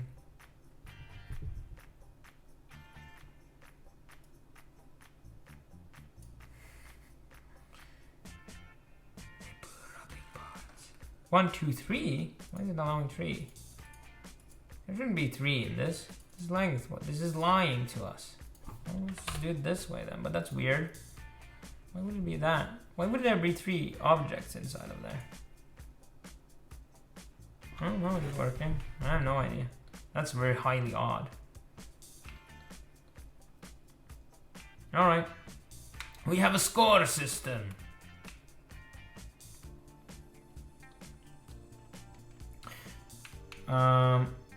Yeah, so we should really fix these bugs that we have. I keep saying it like 600 times, but we really should. But it's so much more fun to add stuff until it all collapses and you don't know why. And you're hunting for an error for 6 years. And then when you finally find it, you will already forget why you started making the game and you have to start your next game. That Blind Arch, what would be the best place to make such multiplayer minigames things? Unity? Well, what kind of audience do you want to target? If you want to make something for 2D, Game Maker. Game Maker actually, in that way, it's very interesting because their marketplace has just started. So there's almost nothing there. So it's kind of underserved market. But who knows? Will it ever pick up? I don't know. Do people download plugins in Game Maker? Not so much as in Unity. Unity has more of a living community, but there's much more competition. So from a business terminology, you talk about red and blue oceans. So imagine a red ocean is where all the sharks are. So, you know, there's a lot of blood, everybody's fighting. So everybody's there, and you're just one shark, you know, in there. In a blue ocean, nobody's there, you're just alone there, and, you know, there's really nobody bothering you. So, Game Maker Marketplace is more of a blue ocean, but it also could be an empty ocean where nobody is. It's hard to say. It's always usually too late to, you know, once it's popular, that's when it's red already. And then the Unity is actually very highly populated, and you know there's actually quite a few players there, but there's also people earning money, so it's much more potential for you to earn money. So it's hard to say which one, you know, where you should do it. It would be cool if the system was game engine independent. That, you know, you could you would have a package for each game engine over a time. So, you know, it doesn't matter where you know, your server, you could have one part of the game made in Unity, another part made in Game Maker. That way you could also kind of have it where you know, if you have an iPad game, it can connect to that server and play with players who play on a console because it's cross. Of course, I don't think Xbox allows that because they have their business model that kind of, I think, limits that. Hi, Xerax. Welcome. We are talking business, not working, which is very bad. We should be working. We should be talking business. So, but the blue-red ocean, if it's new, it's a nice terminology, and it kind of helps you think that when you're making something, like if I'm like, hey, I'm gonna make a mobile game. I'm gonna go to the App Store, you know, on the Apple App Store. Then it's like, okay, what kind of ocean it is? It's really red. It's like overflowing with blood, you know. You know, it's. There's so many sharks in the App Store right now. It's like a pile of sharks, and you don't, you know, you're a shark that's on the bottom. You know, people won't even see you because there's a pile of sharks and blood. So, you know, because there's companies like, well, I don't want to say names of companies. There's big companies that put like 7 million euros every you know, month on user acquisition. So they're making commercials, and they'll totally black you out because nobody will notice your game because everybody else is spamming so much.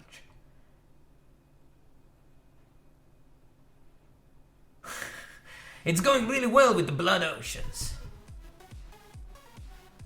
Yeah, how's your site going, Xerax? We should make a blood ocean game. An interesting concept, which would be really hard, would be to make. Well, they kind of did it, which is the game dev story. It's an awesome game, but it would be nice to make a game that teaches you business, not just how game industry works, but in general. I don't know if I'm qualified to do that, but you know.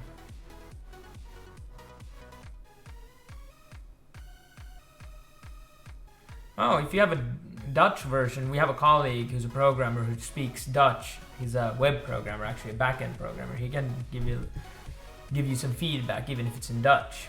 So if you need feedback, you can send it and I can show it to him. And then the same thing in Rash in the chat. So we should just have Skype and just have him talk through here. So he could just, you know, he's online anyway, so he could just be plugged in through Skype and then, you know, interact with you guys through speech. Oh, sorry. So what I want to now do is, because right now I can't really, well, actually I don't need that anymore.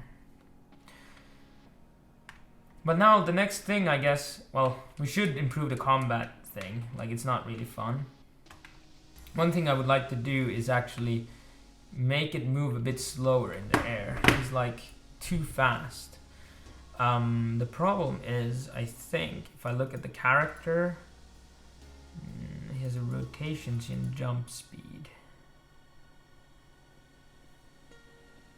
Movement speed.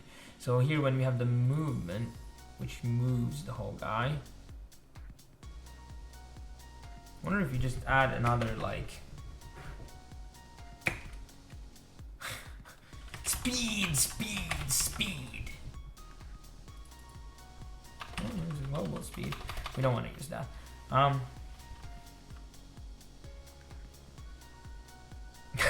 Sorry. So yeah, Unity is more of a competitive market. Whereas Game Maker, there's less players, there's less people who are doing plugins for Game Makers. So there's more potential that you would be the first one to create it and have some success. And in Game Maker, Unity, you know, there's a lot already out by big players like Amazon.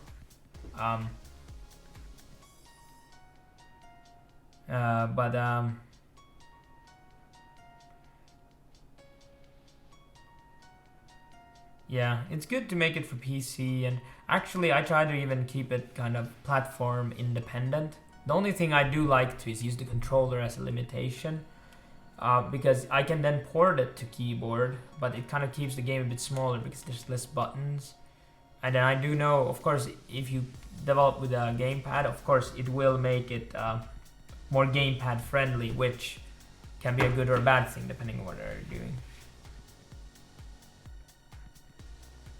Oh, but if you're making your game, what kind of game are you making? Yeah, multiplayer is never easy. You know, it's a hard task, but I think the industry is getting there. Slowly. I'll just create something like speed factor. And then init character here, speed factor should be 1. I know I have too many variables, but that's just too many things that nobody understands except not even me, but I just want to try something. So we have a speed factor, and then actually I think here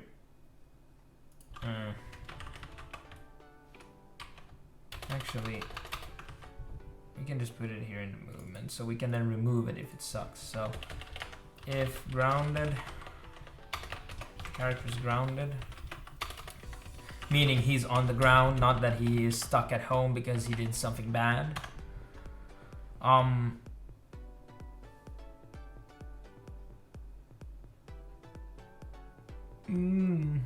would other people join this system? Would you like submit their games to you and you would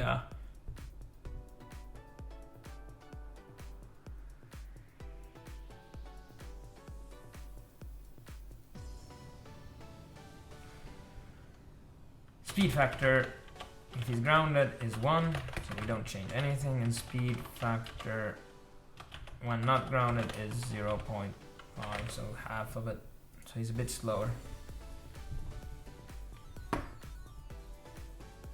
Mobile is going down because of sharks. Exactly.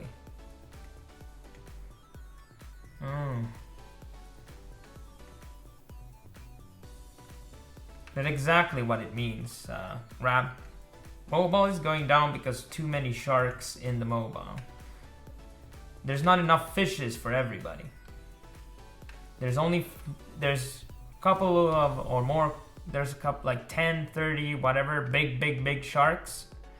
It's a bit like play EVE Online, and then the people who have played it for 100 years, you know, they're gonna have like a, you know, battle star, and you just starting out, you'll just have like a crappy boat in the ocean made of wood that can't even keep the air in. And then, you know, you're battling against these like battle stars and you just get raped.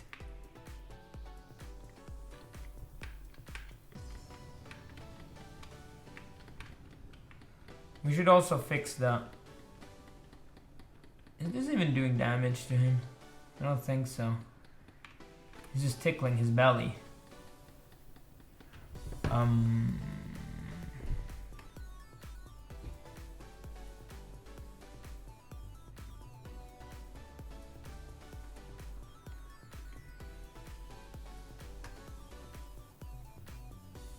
Yeah. App Store's not going down. There's a lot of money being earned. But it's a bit like, hey, there's Coca-Cola out and now you're creating Pepsi. Of course, Pepsi still sells, but, well, that's bad. You're probably not making Pepsi. You're making some off-brand brand. There's like Pepsi and Coca-Cola. Shark Menace. That's a good one.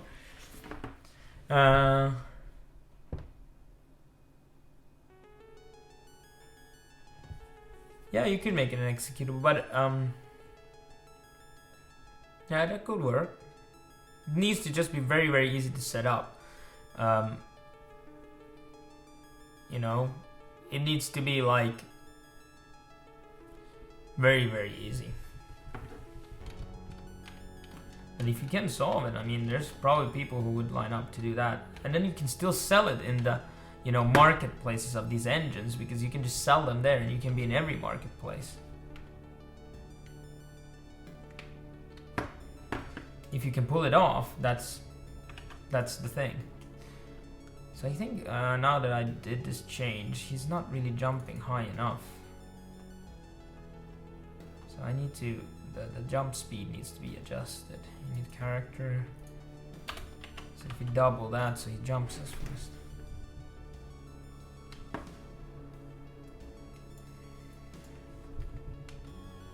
Holy crap. The other thing I could do is, of course, change gravity, but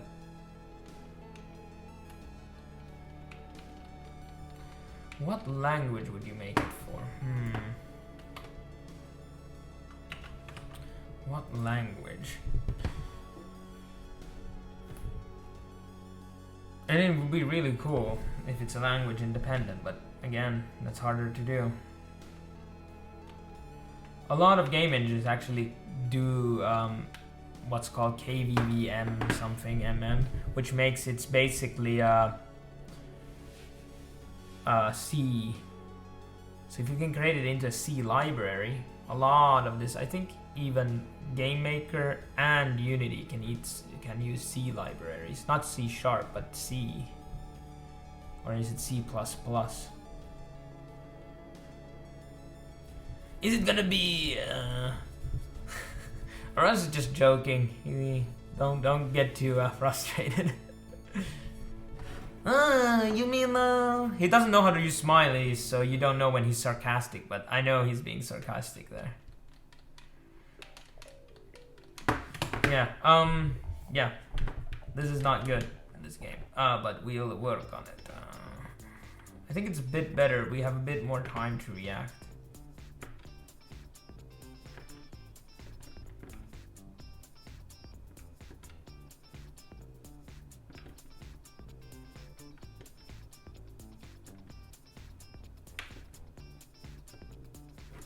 Anyway, yeah, Unity can use C# libraries. I was talking GameMaker. I thought GameMaker could use C libraries. Let's see. C++, GameMaker, C. Actually, GameMaker is made with Delphi, isn't it?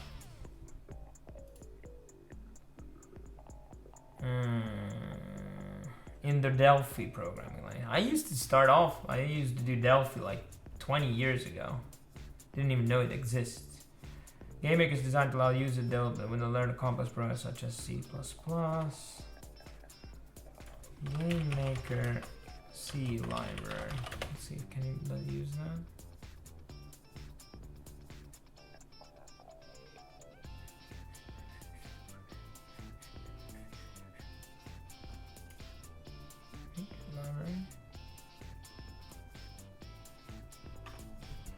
I don't know. Maybe it can, because it's done in Delphi, not in. But a lot of things reverse compiles everything to C these days, so it's not uncommon.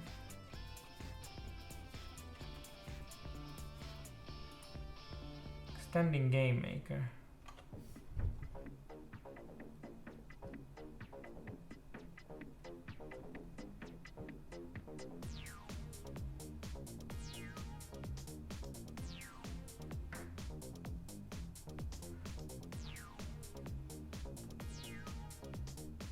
Maybe you can't do it.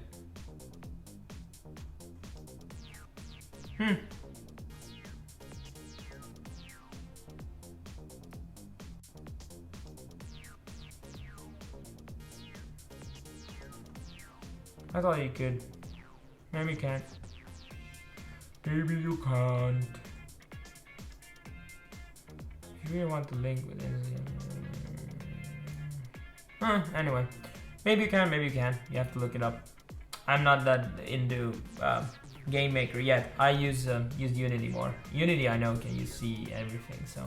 And I do know a lot of engines reverse compile to C to then target different platforms like, you know, the App Store or whatever, you know, so that they can be compatible with a lot of different, well, I already said it, consoles and stuff.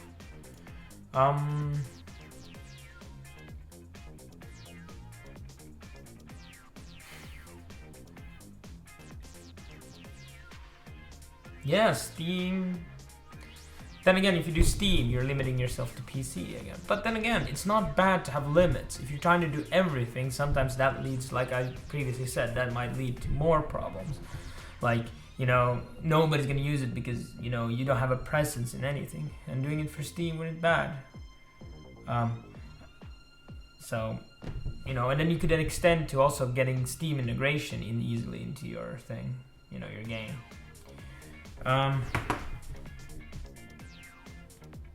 But yeah, if you know, if you can do something really well and you know that other people are struggling with it, creating a plugin is really, really nice way of doing stuff. You know, it's a good way to kind of get some money even before your game is released. But it of course hinges on you actually having something interesting. Okay, yeah, it's a bit slower now in the air. I don't know, we can adjust this a bit later. I don't know if it's a bit too slow. We can maybe adjust it a bit.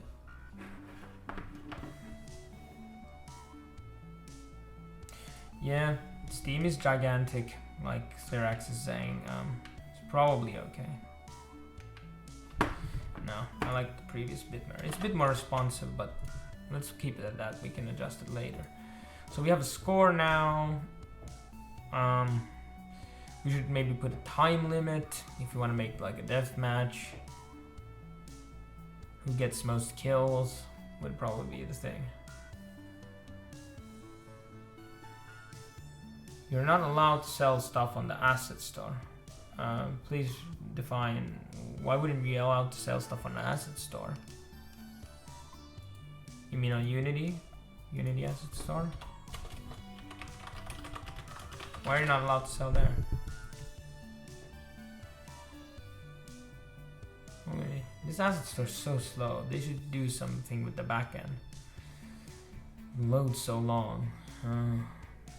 They really do a good job with their some of their ads. I heard that they use Go as a Golang as the language for their backend for Unity ads, but I'm very surprised this store is just so slow. It wouldn't probably be under networking, which was under scripting network. They have new sliders. Ah, you're underaged. But you could give it for free. I guess you can give it for free.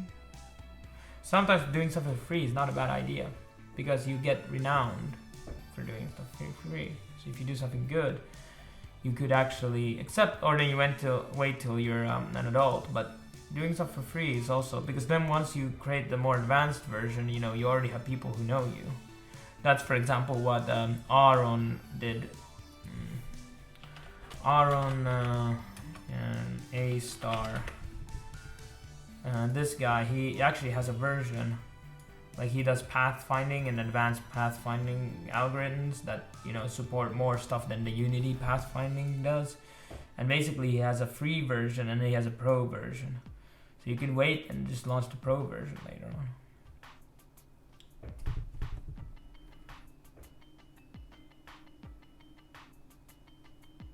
Yeah, Ghost is awesome. It's a bit like a mix. It's like the speed of C reminds me of Python, but more easy, and it's kind of integrated to GitHub, and you can kind of use packages. So yeah, let's see. Here's like different multiplayer. What's this? But yeah, if you're underage, but you should look into also what has. It might be that this some kind of what you're thinking of making already exists for Unity, but doesn't exist for another platform.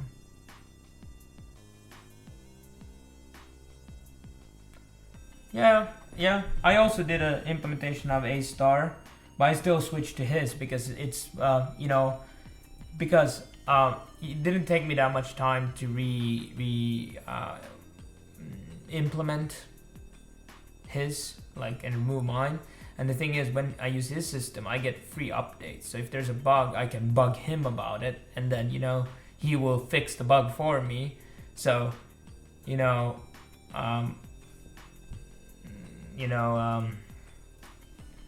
when the bug is, it basically makes me a two-man team because I have now a guy who works for me, basically. Like he updates and creates new features and fixes bugs. Versus doing everything yourself. I used to do everything myself back in the day, and of course, but I usually very critical about using plugins. I try to check that the guys are active. Yeah, but usually I like to also kind of go look at their code, and you know, if you know there's a bug, I can also fix it myself. It just means. It just means you have to understand the system really well. But I tend to go hack people's systems anyway, even if I use plugins, which is a bad idea because then when there's a new release, you might have to redo everything. But you can do it by extending, and then usually you're not in this big trouble. John's saying, we have a close friend who got a job at Unity. He sold the Unity plugin. The president of Unity tweeted about hiring him, and it was hired. Yeah, he made Rage Spline and Rage Pixel. I think he was more known for. So it was basically a vector system for Unity. So you could create vector shapes and vector, so splines. If you know what splines is, it's basically that. But yeah, it had really good UI. I kind of wish, like the thing is he went to work for them, but I haven't seen his style of work in the engine. I mean, I wish they would have, like he would have worked on Spline, or especially Rage Pixel. I wouldn't be using Game Maker if Rage Pixel would have been developed for several years. Even his basic version is already really cool. He was really talented, or is really talented. He's not dead. Sorry. Anyway. Yeah, it's community driven though now, but I think nobody's been updating it. It's for Unity. You can make your own version on top of it, but you can basically do like game makers. You can draw inside of the engine, so you can create, and you can tile sprites. And Unity is coming out with their own engine, but I still think this is so simple because you can draw inside of Unity. That's why I like Game Maker, because I can draw inside of it. I don't have to open something else. So here you can see kind of what you can do. You can do animations, you can do every kind of stuff. And it's MIT licensed, but I think nobody kept updated. So his name is Juha Kiili, from Finland, representing. So yeah, I don't know if anybody's really worked on it.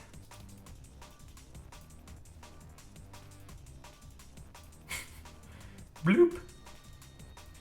Issues 10. Yeah, but this hasn't been developed in the longest time, so nobody's really. Someone should take over his project and make it awesome. Because it's MIT, you can do that. Do that.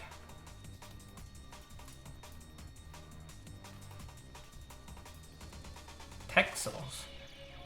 Q. Anyway. Maybe Xerax, maybe you should inherit his project. I do, you know, I would use it if someone would start working on it again and make it, fix the bugs and make it better. I would use it for sure. Personally, I'm not enough of a plugging person to kind of work on that kind of stuff. Not a tools person. So we haven't really done anything now. What do you guys think I should do here? I could improve on the actual combat mechanics because that's the core game mechanic. And then maybe I should have a timer counting down. And the health bars are kind of stupid that they join. I think they're too big. Maybe we can make them a bit smaller. Let's start with that. I think object character, where are the health bars? I think they're in draw health bar. Draw health bar. Okay. So I guess they're 20 pixels width. Width HP. And it moves at minus X max HP, which is bad. It should just be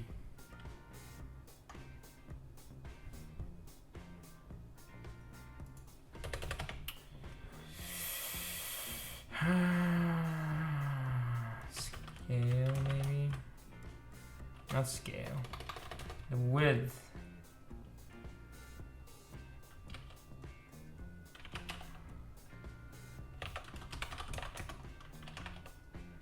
So it's now 20s, so, or whatever the HP is, I don't remember, so let's make it 10.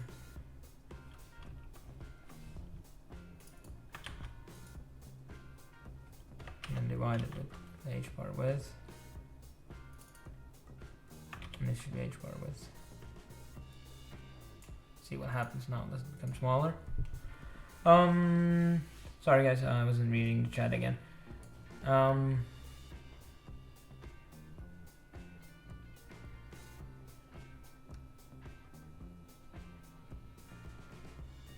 So the only other type I made was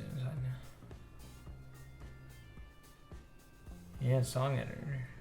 Music is always under. I think too few people actually put enough effort into music and sound effects. Oh, cool. That's the thing when you know, Arash nor I can do music. Like we can play some instruments, but you know, not for reals. Where we could do full songs. But it would be cool, yeah. Sound is always. Oh, cool. Oh, now it's smaller. That's also wrong now, I think. Isn't it? It's not gonna make it that length now. It's gonna actually divide it, so it's just making it shorter by that length. So 10, so it's 10.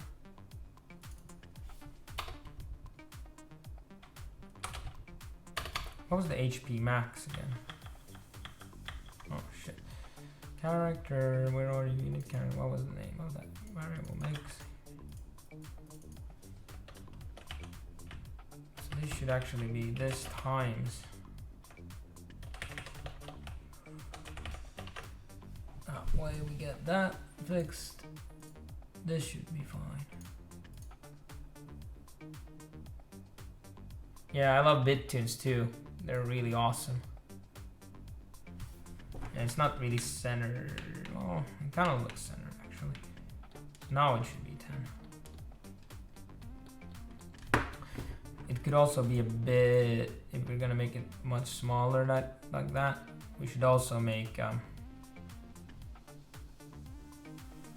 where are you? Check health. Health row, get health, check health, get health. So in draw GUI, sorry, let's I keep forgetting to draw health bar. Height, 1 pixel. Maybe that's high enough. My audio dropped down. I don't think anything changed here. I can of course boost the sound a bit. Maybe I'm just talking more quiet. I don't know. Can you hear me now?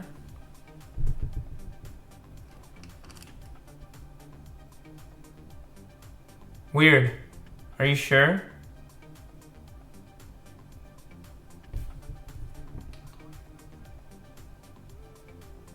Yeah, I can't notice anything from here. Like, I even have my test. Yeah, Rush, I think the problem is on your side. So now if you can actually still see the... Is it going down now at all?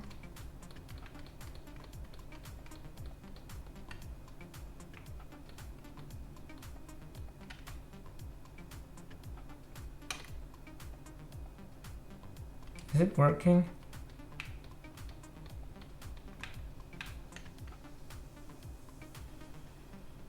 Something is broke. Oh, now you're taking damage. Very weird. It's not the health bar that's broken.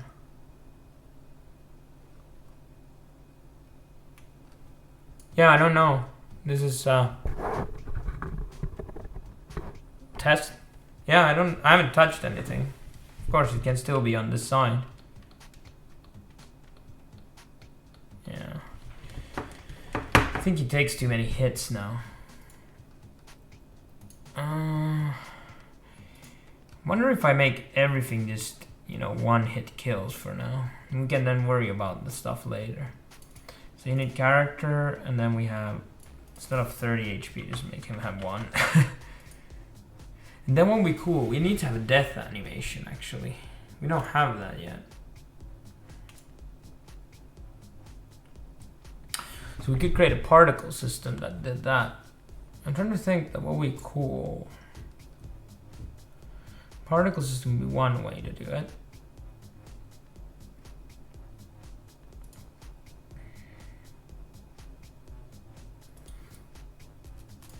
But what if we created... Oh, don't do that. That's not what I wanted. What if we made it so that... Oh, did I delete the wrong thing? This is where version control comes in handy, guys. So I don't know what I deleted, if I even deleted anything.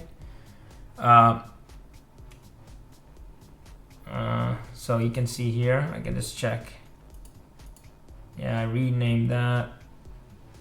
Doesn't really delete any other files. So I probably didn't delete anything.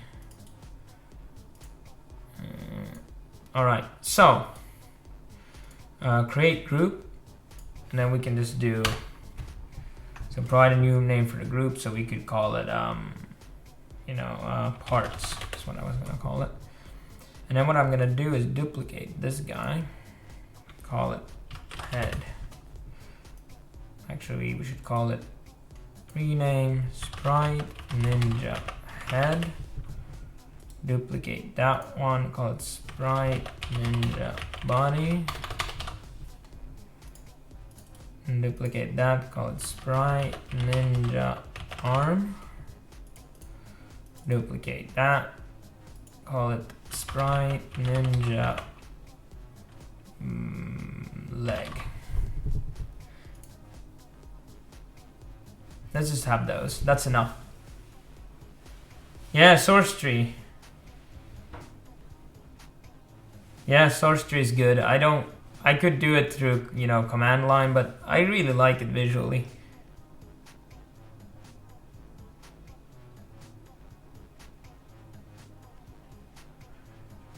Yeah, you should stream that, Archer. I mean, why not? So we don't need 2 frames here. And then what we need is just Z. Close your eyes if you don't like blood now. Because this is gonna get bloody. It's gonna get really bloody. Look here, here's like a piece of his spine. Let's do it a bit darker. I actually found my Wacom and the pen. Woohoo!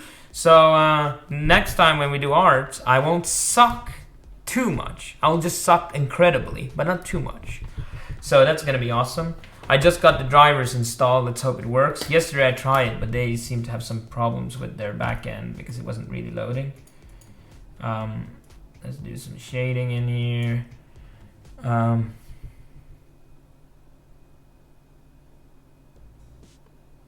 Steamworks, that you can't share their code. Yeah. Just share the parts that are not part of their system. And you know, we can have like a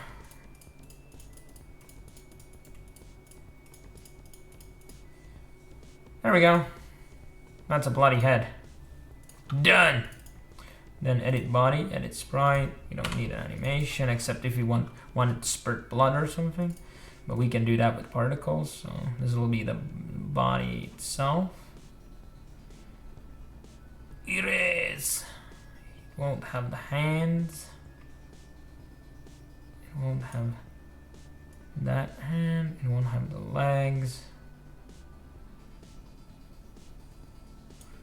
And let's draw here like, oh, okay, blood, where the arm was, blood here. And then let's remove this arm. You know, we can put some darker reds in there. Oh, sorry, there's already a bit lighter reds maybe. Yeah. It is a Wacom. This is a Wacom. I don't use anything else than Wacom. Wacom, whack my molom. Let's see what that looks like. Looks good enough. Good enough for a programmer. Edit sprite. Delete that one, go in here. Let's just erase shit. Make it bigger.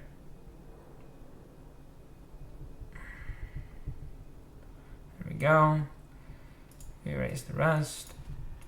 Oh crap, that's not a razor. It's small now. Yeah, Wacom is a good thing. It's Intuos 4, so it's already quite old, but hey, who cares? It's good enough.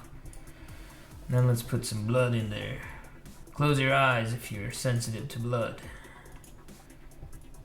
This is not... There we go. That's an arm. Done. This is what I like. Imagine me doing this in Unity. It would be like, oh, create new file, opening Photoshop. Oh, Photoshop, zoom it in. Oh, I don't know what's going on. Oh, what's that? There's a bug there. It's like some kind of white crap on it. Let's delete this. This is going to be the leg.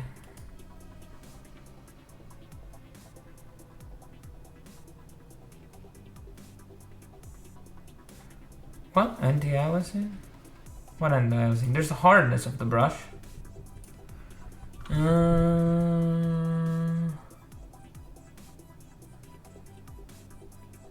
Just kidding. Working with the Steamworks, basically using the methods and callbacks. How can I avoid using it?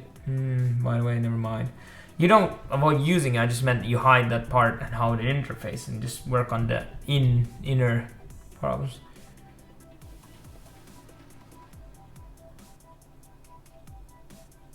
Yeah, once you get past the Steam methods. Oh, Wacom Bamboo, yeah, that's nice. That has a touch, right? The Cintiq, yeah. I would like the one with where you can actually see the screen, you know. You have this embedded screen. Is it the Cintiq something? I can't remember. Do I have anti-aliasing? What do you mean?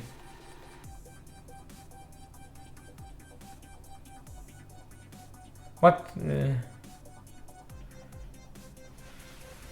It would be easier maybe that blind archer if you had something to show, kind of like what were your ideas or like something kind of what were your initial things to kind of better understand kind of what you want to do and what you want to achieve.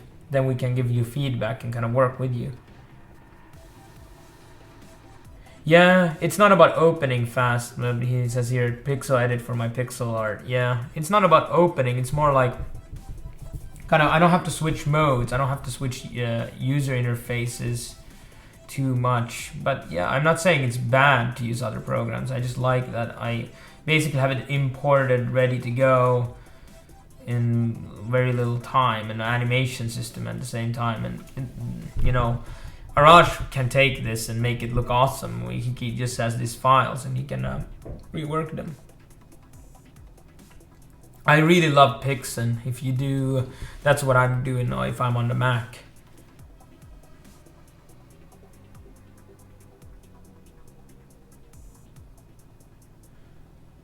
Yeah, if you do that multiplayer system, do remember us Twitch play people that, you know, it's cool if you also have a Twitch mode where, you know, you can play with people but it doesn't show what server, doesn't show who are the necessarily like other people's usernames, like, and stuff like that.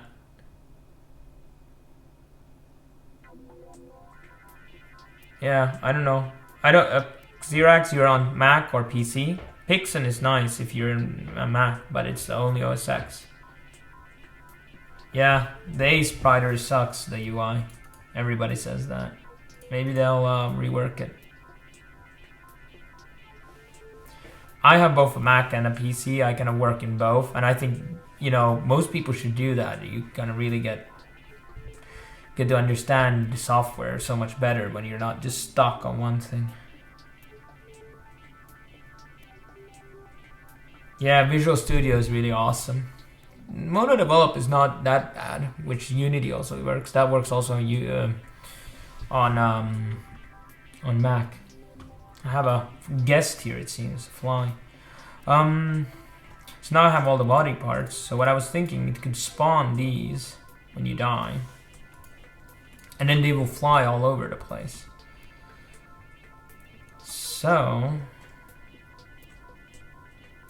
I think I'm gonna do it the same way they did this.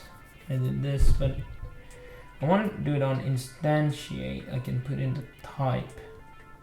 Yeah, I have a small banana fly here. It's annoying the shit out of me. Pixel.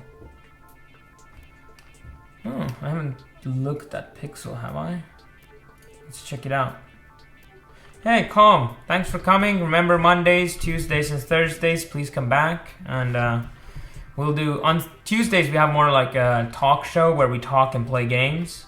And on Mondays and Thursdays, we more work on stuff. Pixel, let's see. Yeah, this looks cool.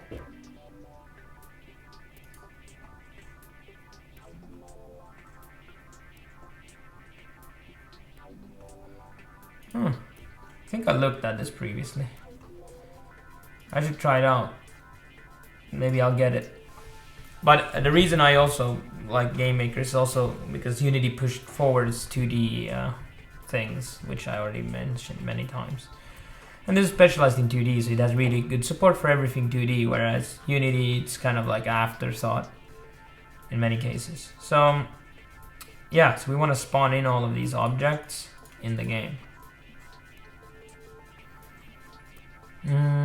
So how do we do that? So when you die, it spawns it, and we should make maybe a new object called object body part. It should be probably collidable, so we put the parent coding one, and then what we need is, it won't have anything, and then just like an init character, we will have like a character type. And that defines well, we have to have character type, both because it's gonna be different body parts per character, and also body part type. So if you go here, we should create all the basic events. So create, and draw, put the script in there, add event step, draw, put the script in there. Yeah, I need to have the step, I think. And then let's go edit this. So we can just put here character type. The default could be ninja. Just have it already. And then part should be head or something. What were we calling them? Head, for example. And then in just like in the, we can copy from even here from init character. Oh, it wasn't in init character. It's actually in. It's not in transform character either, is it?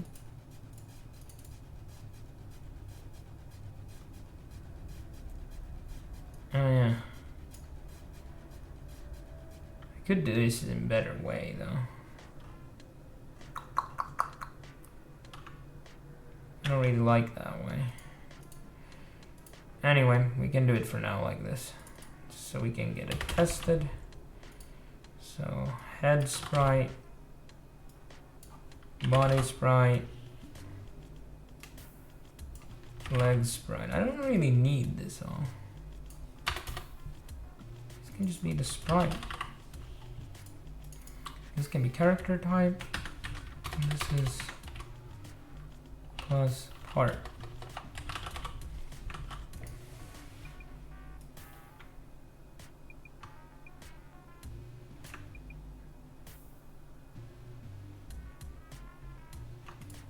So defaults to ninja and head, but then we will change it when it gets loaded. So when it jumps, and then in step we need to have, let's have physics. We need of course collision.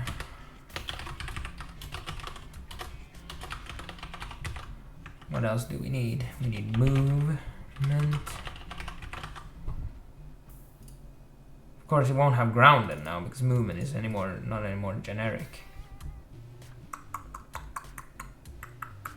And then we need to make a horizontal speed in the create also, otherwise it will crash. Horizontal speed is 0. Vertical speed is 0. Let's hope I spelled that correctly. And what else do we need? In movement, we have this grounded. Well, actually, we do have grounded because we have collision, so we don't really. We should just put here. What's the default variant grounded here? Is it false or true? Or then it's nothing. Okay, whatever. So now we have it moving. Now we can actually try it. So let's go to the room. Let's just add one of these body part objects. Oh, you can't do it that way. I keep wanting to drag in objects instead of using this crappy way of placing them. Where is it? Not background, not views, settings, background, tiles. Keep forgetting where you put these. Objects, there we go. So object, character, body part, one there, done. There should be a head there now. What are you guys talking about? Yeah, get some money from your friends.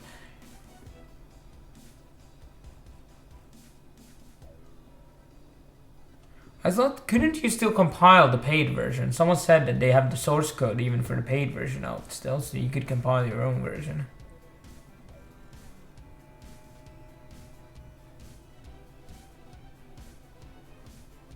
You've been in the Pixel dailies? That's cool.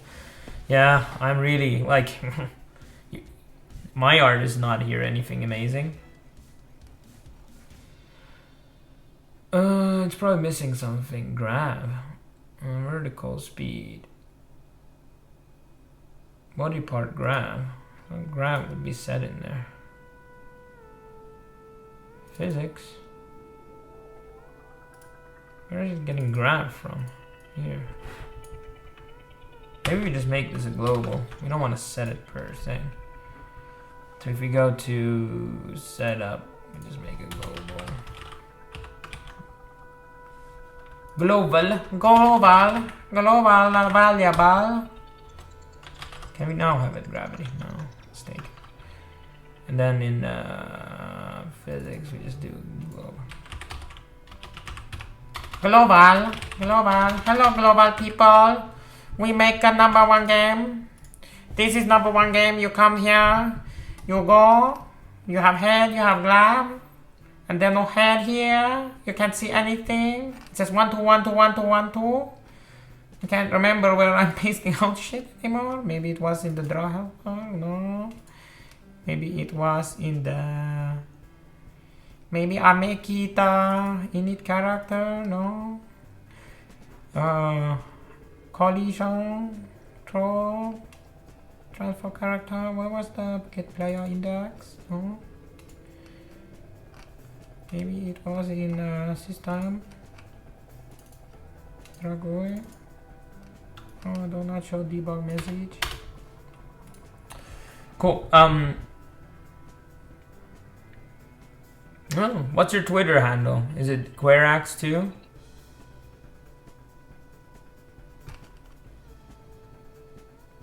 There you go. Here's Rash's. Yeah. Here you can see he doesn't suck, even if he says he sucks all the time. Oh. We're publishing your Twitter. Look, I'm following you. Yeah, this is good. This is much better than what I can do. I like the monkey. He's cute. We should have a monkey in our game too, and I should just steal it. No, I didn't put it anywhere. I didn't steal. Yeah, looks cool, dude. This is what I should use in this game. Hiya! Ninja attack. No, I use noob pixels instead. Noise. Noise. What the hell is this? Okay. Body part. Create. Sprite. Oh, we are not putting the image to that. Image index, is it? Sprite. Let's see. Yeah, no problem, Karax. I mean... Oh.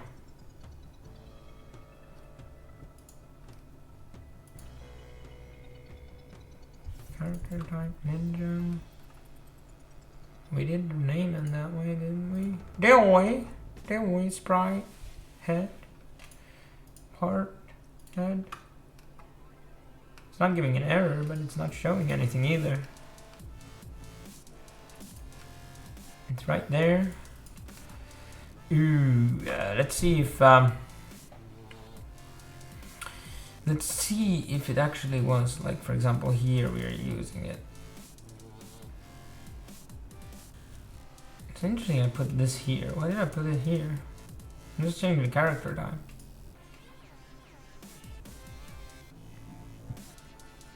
Where am I actually setting that? What am I doing here? What am I doing? Who am I? Get control, transform character. Transform character. Just changing that variable. It's not really changing the image.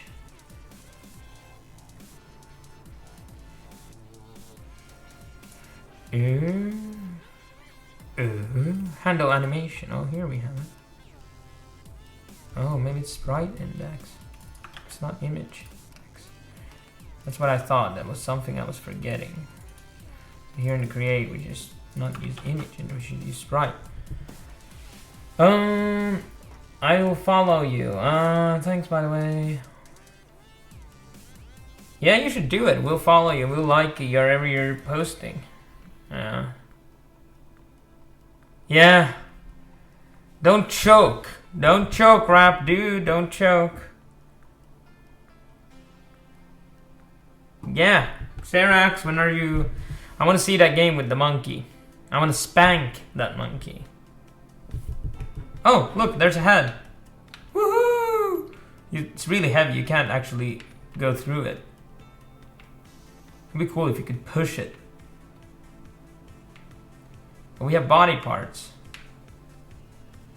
We have body parts. What if we did actually that the body part was no parent? So you can walk through it.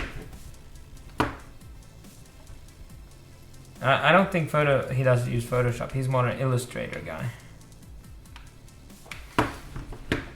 Woo! So we got some part of it working. And now, we actually don't want to put it here. We might want to put it in the step or something. And then what we do is, you hear, son. So what we do is, instead of having it there in the system room. Let's remove this guy. We don't want it there. It was just for a test. And then actually, if we go to check health, here he dies. Then we do instance create x where the guy is. Then we do object body part. And I know you could do a particle system, by the way, guys, for those who are coders, but I don't want it because I want it to be able to interact with the body parts. You know, for example, kick it at another player. So it should be an instance, but they might despawn or take damage too. So I want them to be stuff people can play with. We should do with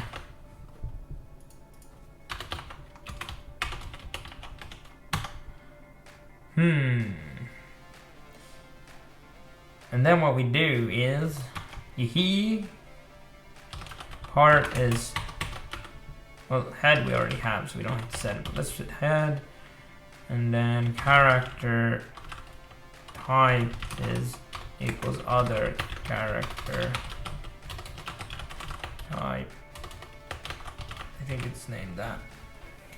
So now, and then let's just, for now, so we want one head. Just copy paste. This is bad habits, but I want to see it working. It's so exciting. Then we can refactor. We can create an array and then loop through it. Very good. Body. What was it? Hand, arm, 2 arms, a leg, and 2 legs. Yeah, 2 legs, 2 arms. We have all the body parts.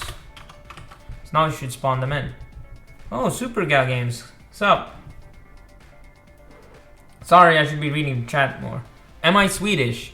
I'm Swedish speaking Finn, so I do speak Swedish, but if you're Swedish, I actually speak Muminsvenska. So I have this flat tone, whereas Swedish kind of go up and down, sounds more like US. And Arash is spamming schedules. I use I'm more a Photoshop guy versus Arash. I can do some kind of graphic. I actually used to do also graphical design. Yeah, they're not necessary for Mac. Oh, you're Norwegian. Well, hey, välkommen. I don't know Norwegian, I'm sorry, but I can say hi in Swedish to you. And it's the same as the cartoon in Moomin. I don't know if you know. Hallå, vad lagar du? I don't know. I'm probably butchering the language. So it's this language. If you know these characters from the comics or the animated series, they speak like I do, the same Swedish. So if you hear them speak, that's how I speak.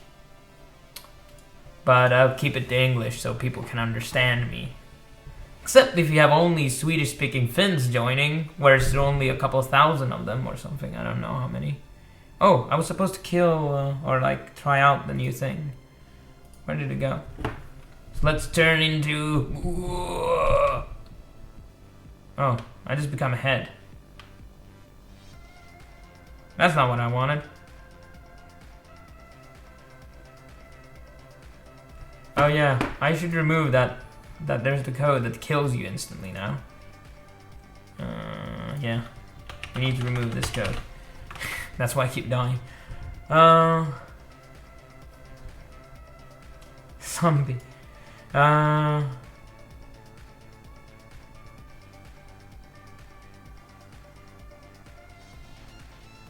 Cool. Yeah, you should collaborate. When John's on and doing, you should like, you know, all of you should just work together and you should just follow what he does. Is there several of them there? Are they like piled on top of each other? I can't really see anything. I think it's just spawning one. Well, why would it only spawn one? I put like spam to copy paste the whole thing. Come on. Why did I fail?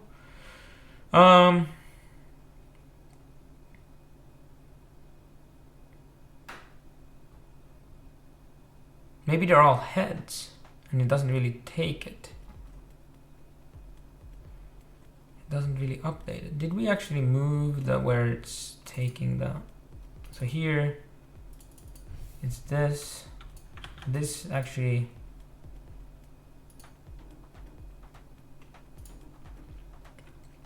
we actually need to update. Yeah, that's why it's not working. So we gotta check health. It doesn't actually upgrade the sprite. This is bad. Don't do this at home, kids. If you're doing this, you're doing something wrong. No, you're not doing wrong. Yeah, it will be cool to see. Like, I'll be in the chat then.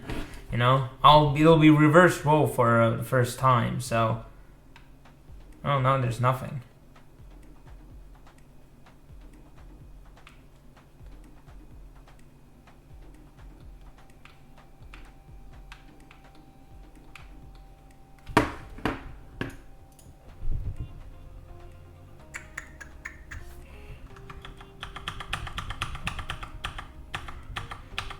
Yeah, it will be reversed in a way that I'll be in the chat trolling him, and you know. I can't hear you, old man. Speak up, please. Speak louder. I can't hear you. Yeah. The idea, like, even if you, I mean, I'm going quite fast these days, but when I started off the stream, you know, I did some bit slower pace so you can get on, and of course, there's really good, like Sean Spalding is good. I'm using the same method he's using when developing. You can check him out. And if you're new in Pixels, you can just follow on. You just copy what other people do. People think that, you know, it basically, like I think Arash said this in the last stream, is like steal like an artist. It's not about you know, never doing like anybody else. It's actually, you know, copying everybody else until you come on your own. You know, that's how you learn to walk. That's how you learn to draw, and that's how you learn how to code. Now back to this. We actually, it's weird. Let's just do this and see what happens.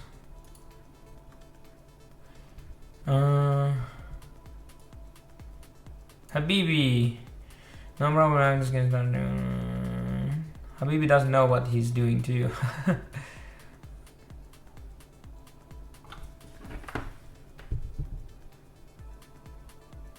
Yeah, show your work. Yeah, it's not working anymore. I broke it! Why did I break it?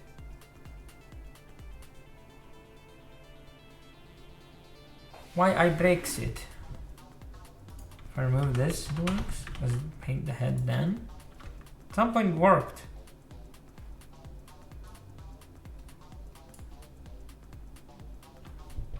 Let's go punch him. Oh, now it's working. And instantly I move it, it doesn't work.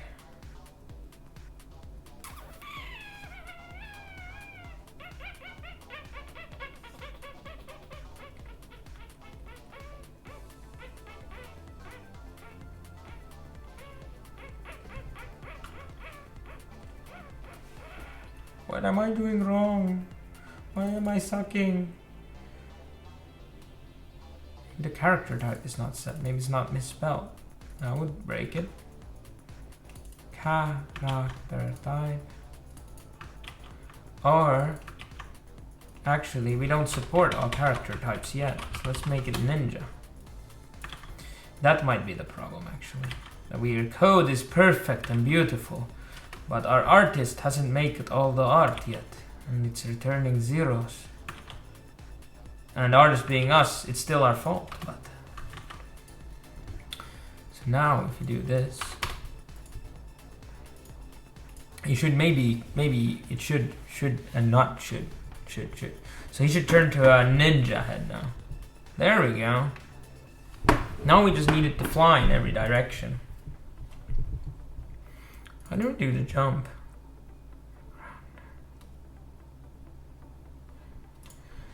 So what we will do now is we'll do make them fly in random directions. So let's go to the body part and let's go here. And then here we don't put it 0. We actually make it. We can actually have a speed variable. Let's make it a random range between 2 and 5. Then horizontal speed will be a random range between -1 and 1. So you have all the way from -1 to 1. And this is also a normalized value then, and same here. And then we do time speed. This basically becomes a vector that has a normalized value.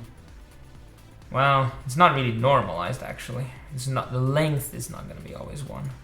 So in some angles it's actually going to fly faster.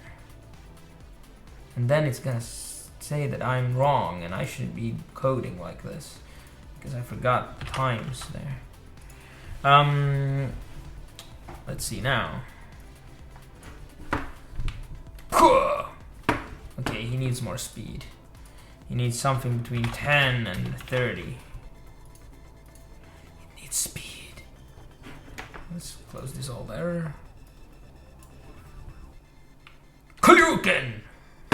Still. Come on, respawn.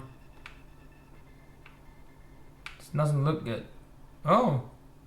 I can lift him up. That's kind of cool. Lift him up and then punch him. Come on. We need to work on the collision system though. It's really sucky.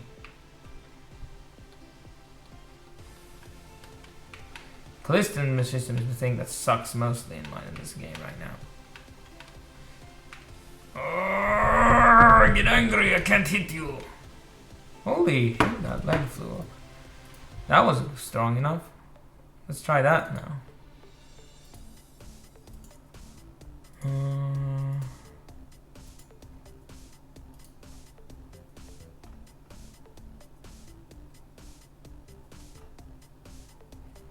Let's try that now. Body part. Create, sorry. Let's make it 20 to 30. Rising nut crunch technique. Exactly. There we go. That looks more like it. We should also add like so like we have here when you jump, you can rotate. So it puts image angle. How do you actually do it here? Image angle. I remember it not being so straightforward. Vertical speed, jump press, vertical speed, correct? Rotational speed is... It's not setting the rotation here, no.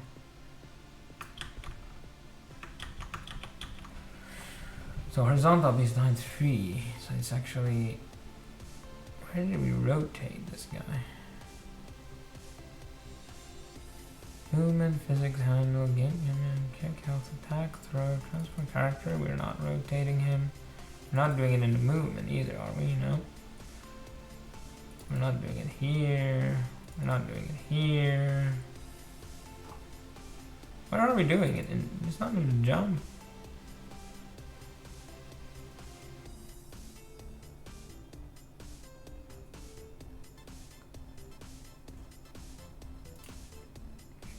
Not an attack, is it? Not in a throw. The throws. It's black magic! It doesn't do it at all. Weird.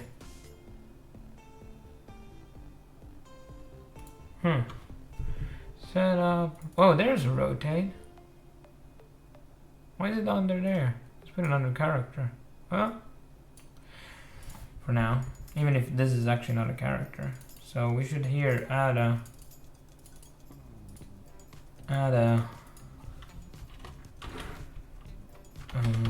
rotate.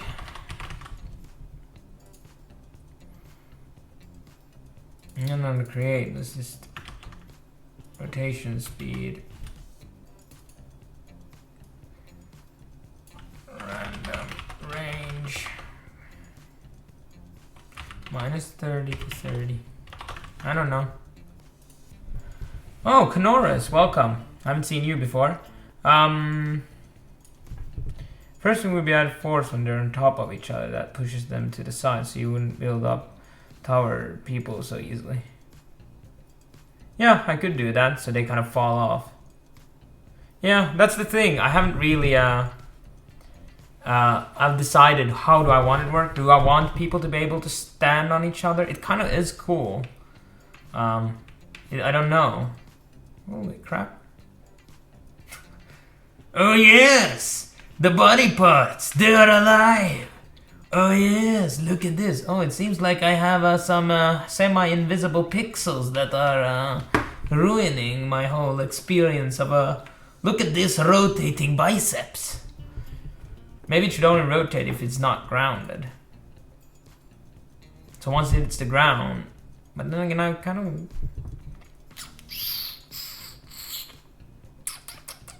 Maybe it should be the speed, the combined speed of these two. So when it stops, it kind of starts. So the speed of the movement. DLC rotating body parts. The rotating body parts DLC number 1. Also, I should add a thing that actually slows them down, like a friction here. Because right now the horizontal movement doesn't really slow down.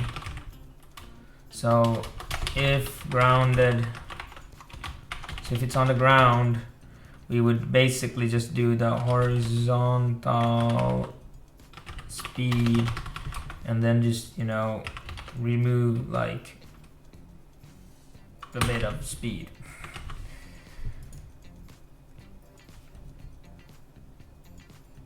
And then if grounded, I wonder if this, basically the up and down won't, so if we could also try that if horizontal speed is 0,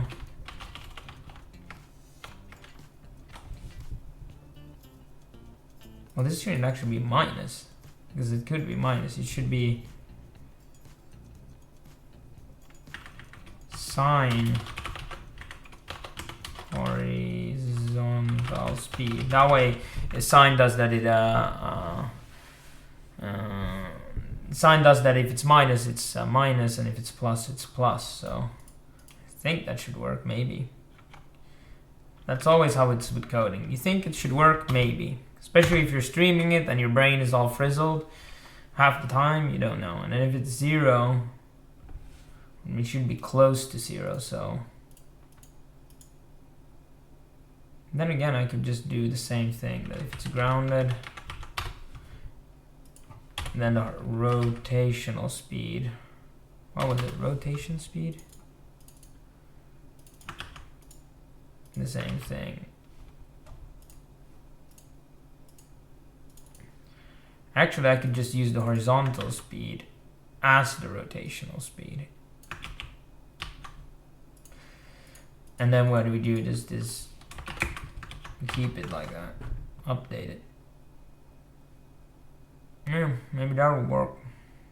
We should also fix that sprite. I think it was the arm. Kind of had some funky crap on it. We can actually see it here. I think I used some kind of crappy brush to leave these pixels here. Oh! Yeah, there's a lot of like these small shaded pixels here. There's like 1%. Did that help? Did that help? Come on! Oh, it's still too big. Damn it. Another way we could do it so it becomes more precise is just delete, delete, delete, delete. No invisible pixels, please. Please. Go away. I don't like you. There we go. Yeah, it's like Mario Maker. You know, I don't know. I kind of like it because it's kind of cool. Because what I would like to happen is like, you know, the characters, when you're fighting PvP, you could kind of like jump up and then jump on the other player and then boost yourself. Let's do that stuff like that. But you never know. This game is more like playing around with stuff. So now it seems semi-accurate. Let's see, look at all of these. This looks accurate. This looks accurate.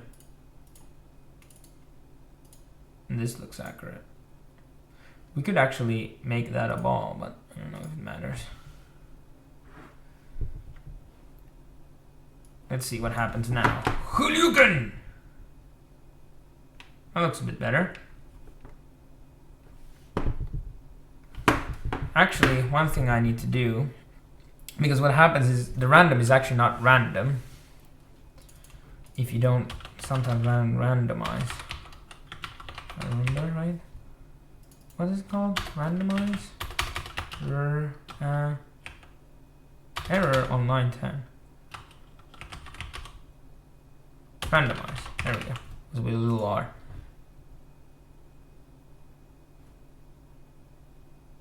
Oh, crap. Are you on mobile? Twitch is really horrible on mobile. I don't know why. Oh, and this is too loud. Sorry, I'm touching the mic. Welcome back.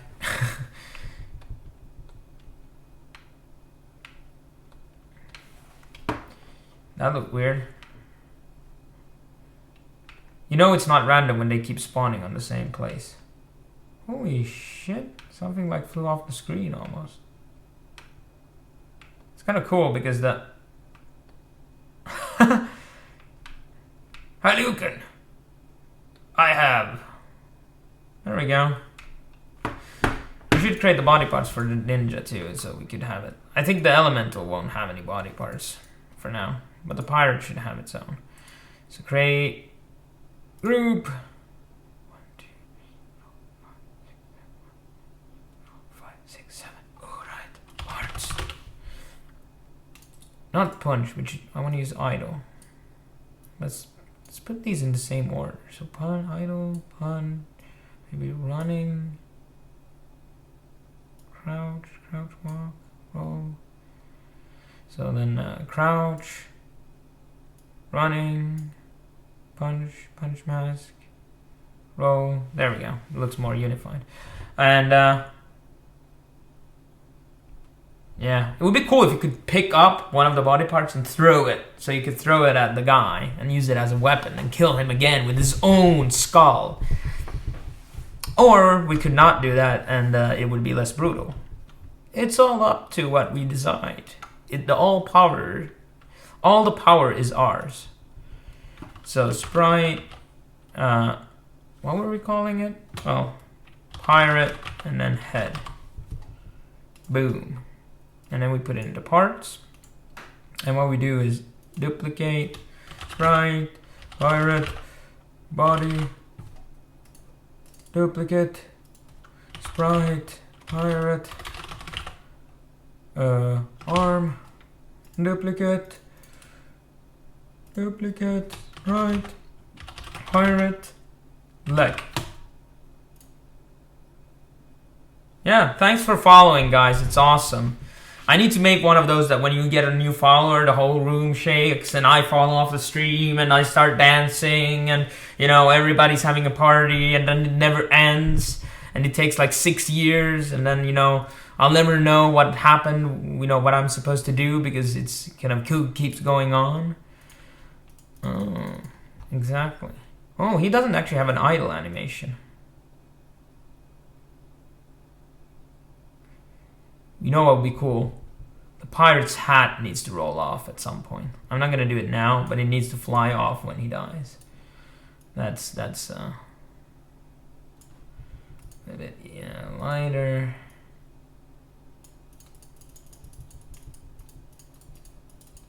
Oh, that was a bit too much. There we go.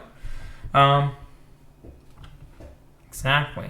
Everything would be great. There we go. That's his head. Body. Edit sprite. This is body, so let's use this. Decapitate him. Remove his arm. Remove his legs. There we go. I think I took really much of the legs, but who cares? Then let's remove this other arm. He doesn't have an arm now. There we go. Random red. Smoosh blood. Smoosh blood. Smoosh blood. Bit lighter red. Put some red stains. There we go. Body done. Looks good enough for government work. I'm working for the government, if you didn't know. Just kidding, I don't work for the government. But then let's make the arm. Let's cut off that part. Maybe this part. That part. Doesn't matter. Oh, that doesn't matter. Let's just use the eraser instead. Maybe we make the arm a bit thicker here. There we go. He has a bit more muscle than the ninja. And then what we do is make the thing here and then just make it have a maybe a bit of lighter red. There we go. Keep it consistent, and that makes it keep it crappy. Oh, he has boots actually. Cool. There we go. Dang dang. Delete. Dark red. Smoosh. Bit lighter red. There we go. Boom. Leg. Done. Woohoo! Now we can go back and fix our code, which we just broke. So when we had the check health, we were here hard coding it, as it said, to ninja, and now we can put it back to other, and then character type. And then we can, so now it depends on who you kill, what kind of body part. A heart attack? Of course we can. Team heart attack all the way. So what would it be? Like, I need to get a heart attack? I don't want to fall over every time. Habibi dance. A Habibi dance that goes into a heart attack. But it's part of the dance. It's like, hey, and then, you know, well, I don't know Habibi dance, but we need to develop one. And then it goes like, we get too excited. Pirate parts! I think it flew into the wall, some parts. I don't even know what part that is anymore. It's like an exploded some kind of thing. What is that?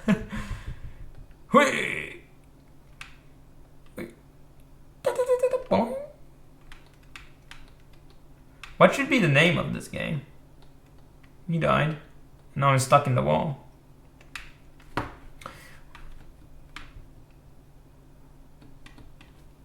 Holy crap! That was awesome, dude. Oh, that was cool.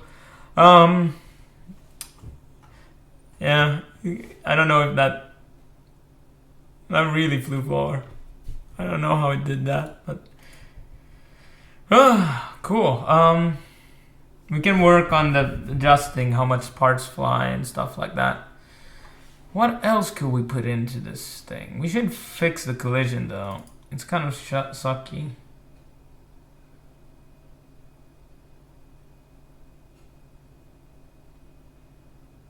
Basically, I think you should fix it if you copy paste this for now. And then we just move it -1. We move minus plus. Or we just do it this way. We put plus here. We add it. Let's try it now. Can you now fly through the ceilings too? Sad golem. You want to see the sad golem? Let's sad golem.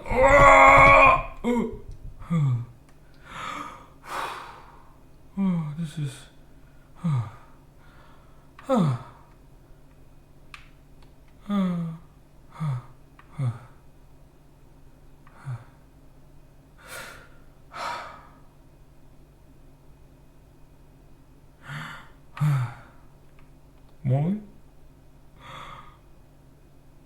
So can I, no, I guess they'll teleport through things. It's not moving it down. Actually, I'm getting stuck in the floor now. So it's probably not working at all. It's actually making it worse. Collision. What did I do here?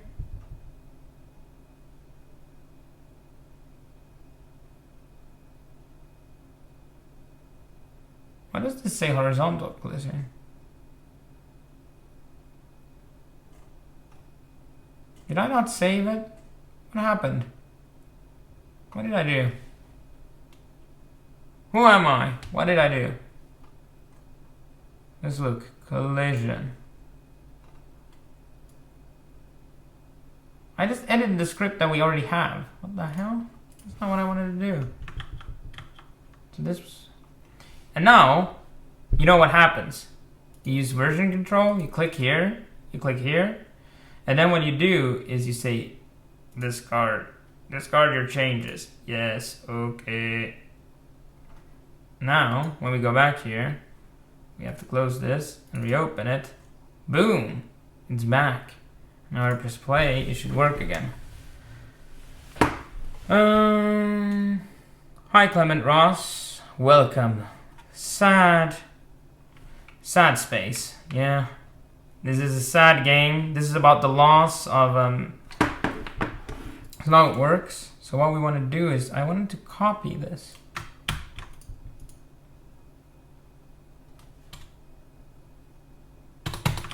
Then if place XY is colliding, actually, we just want to copy this part.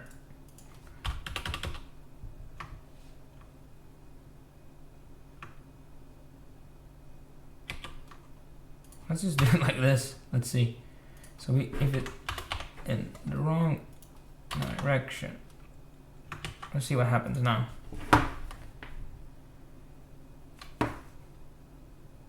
Cool. I'll start shouting suddenly like, ah!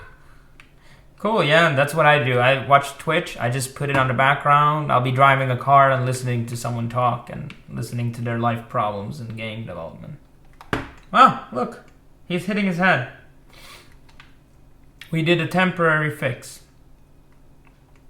I have a feeling we need to anyway, excuse me, sorry, rework it. Yeah, we're nothing to look at like Arash says, you know. Yeah. Maybe at some point I'll make a...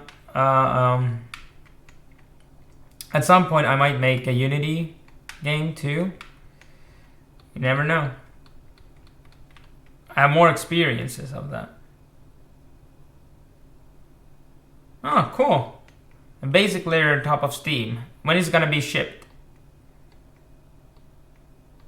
While you did that, I created a head hitting mechanic. So you hit your head in the wall. Look, and it's buggy. But it's less buggy than before. It's kind of a feature bug, but I don't like feature bugs. Here we go. Grrr. Oops. I should really make a reset thing now. So reload or load room. Game maker. It's a bit like load scene. Load room. Rooms, game maker, manual. Who reads manuals? I do. Go to next, go to end. That's not what I want. Game load, game save.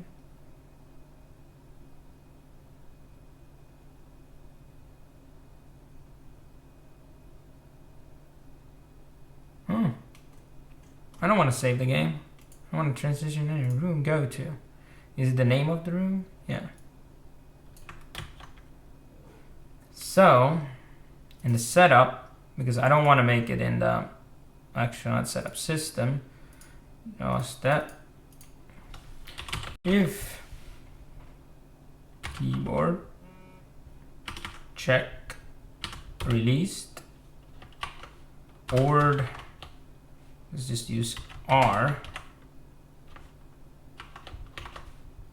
So if you press R, then go to room name. For now, it's just gonna be room test area. Boom.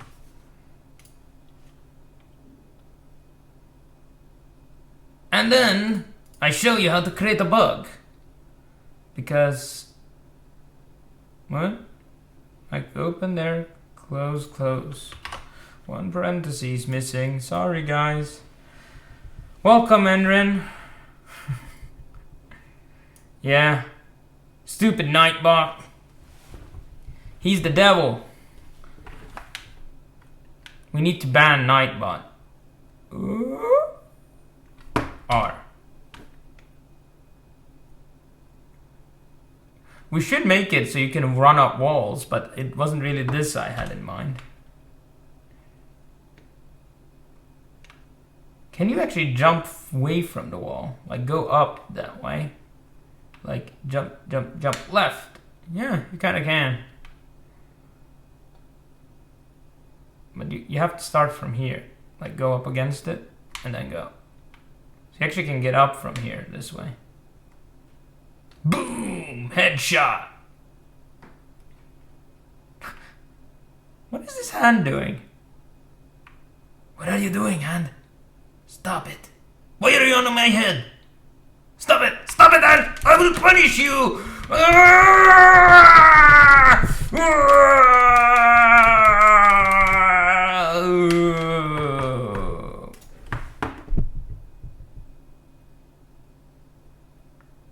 What happened? I don't know.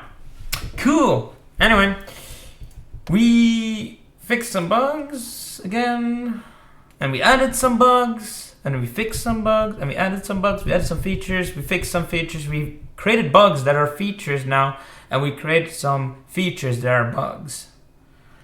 I think the throwing star doesn't really work yet, does it? I think you can't kill anybody with it. I think it bugs, it's crap. You can just, what?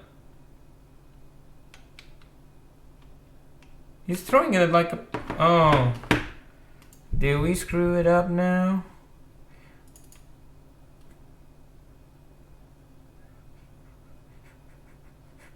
We probably did. We gone did done it now, Billy Bob. We gone did done it. Oh. Yeah, we gone did done it now. Let's just remove this part for now. We have to figure, or not figure it out, we have to change how it works. Yes. It is the secret fist technique they use. No, it just goes faster now, but it still goes too low. Why is he throwing it like an idiot?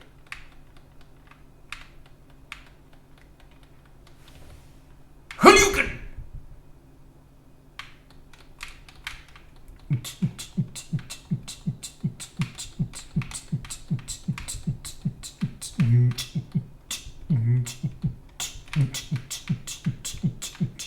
I don't even hear the music. I should put it on a bit. Oh, I don't even have music on. Shurikens are so 90s. Says the old man who was born in the 70s. Holy! Hadouken! Oh! Gosh! Boing, boing, boing, boing. Eat my shuriken! Oh shit, he had flew out. Okay, let's carry his body parts. Let's hide him before he comes. Come on, let's hide him, man. Let's go, let's go. Can you actually lift up players that way too? Crouch, sneak. Oh, yeah, I can, look.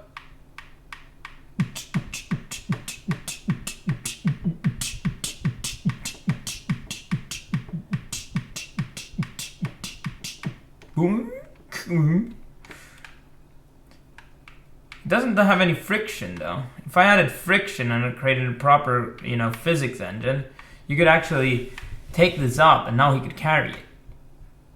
I will bury you, my friend. I didn't mean to kill you.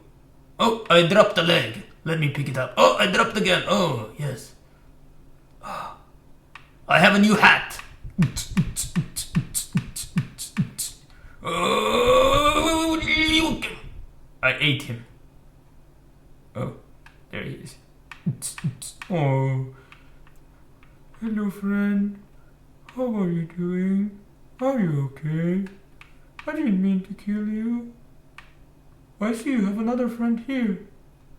What are you doing? Oh, you're so sad. Oh, why are you there? Let me pick you up. Let me pick you up. Come on. Cool. Franken Ninja. Put them in a box. That's the whole point of the game. It's not to kill each other. It's just to take the body parts and put them in a box and clean up. What is that game? Visceral? What's it called? Where you clean up the place?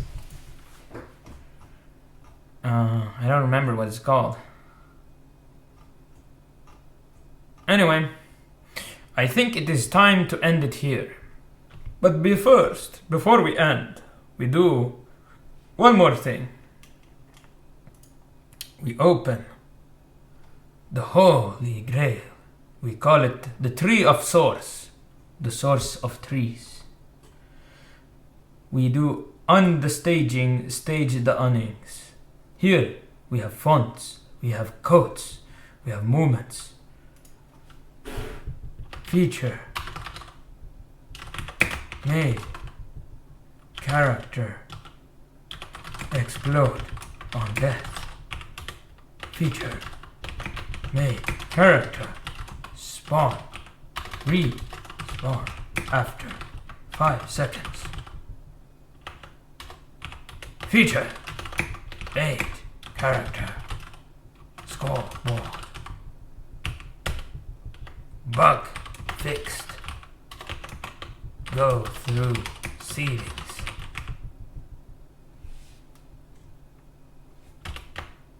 And other shit.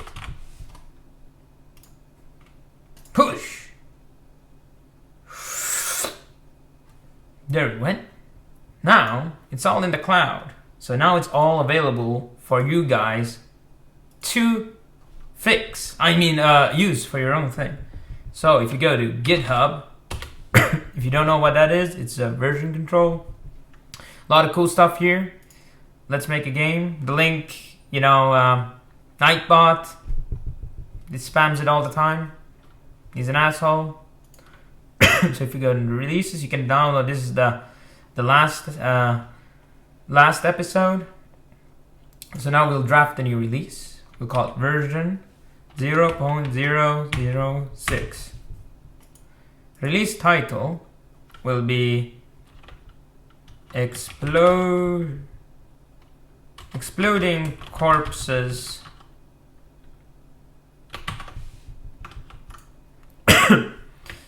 and then what we could do, just to also have here a bit what is in it. We'll be lazy today again.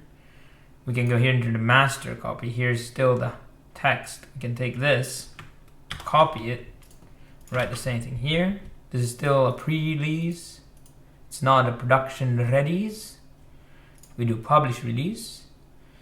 And then here you can download it now. So if you go to this address or click the Nightbot thing. Oh, there's 2 branches now.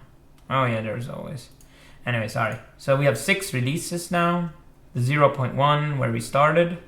And we're already at 0.06. Exploding corpses. And then here you have the source code. You can download either zip or target, and then you can install it. And then you can go to yoyogames.com. You can download GameMaker for free. I'm using the studio free version. If you want more crazy stuff, you can get the professional for $74.99. But if you don't have it,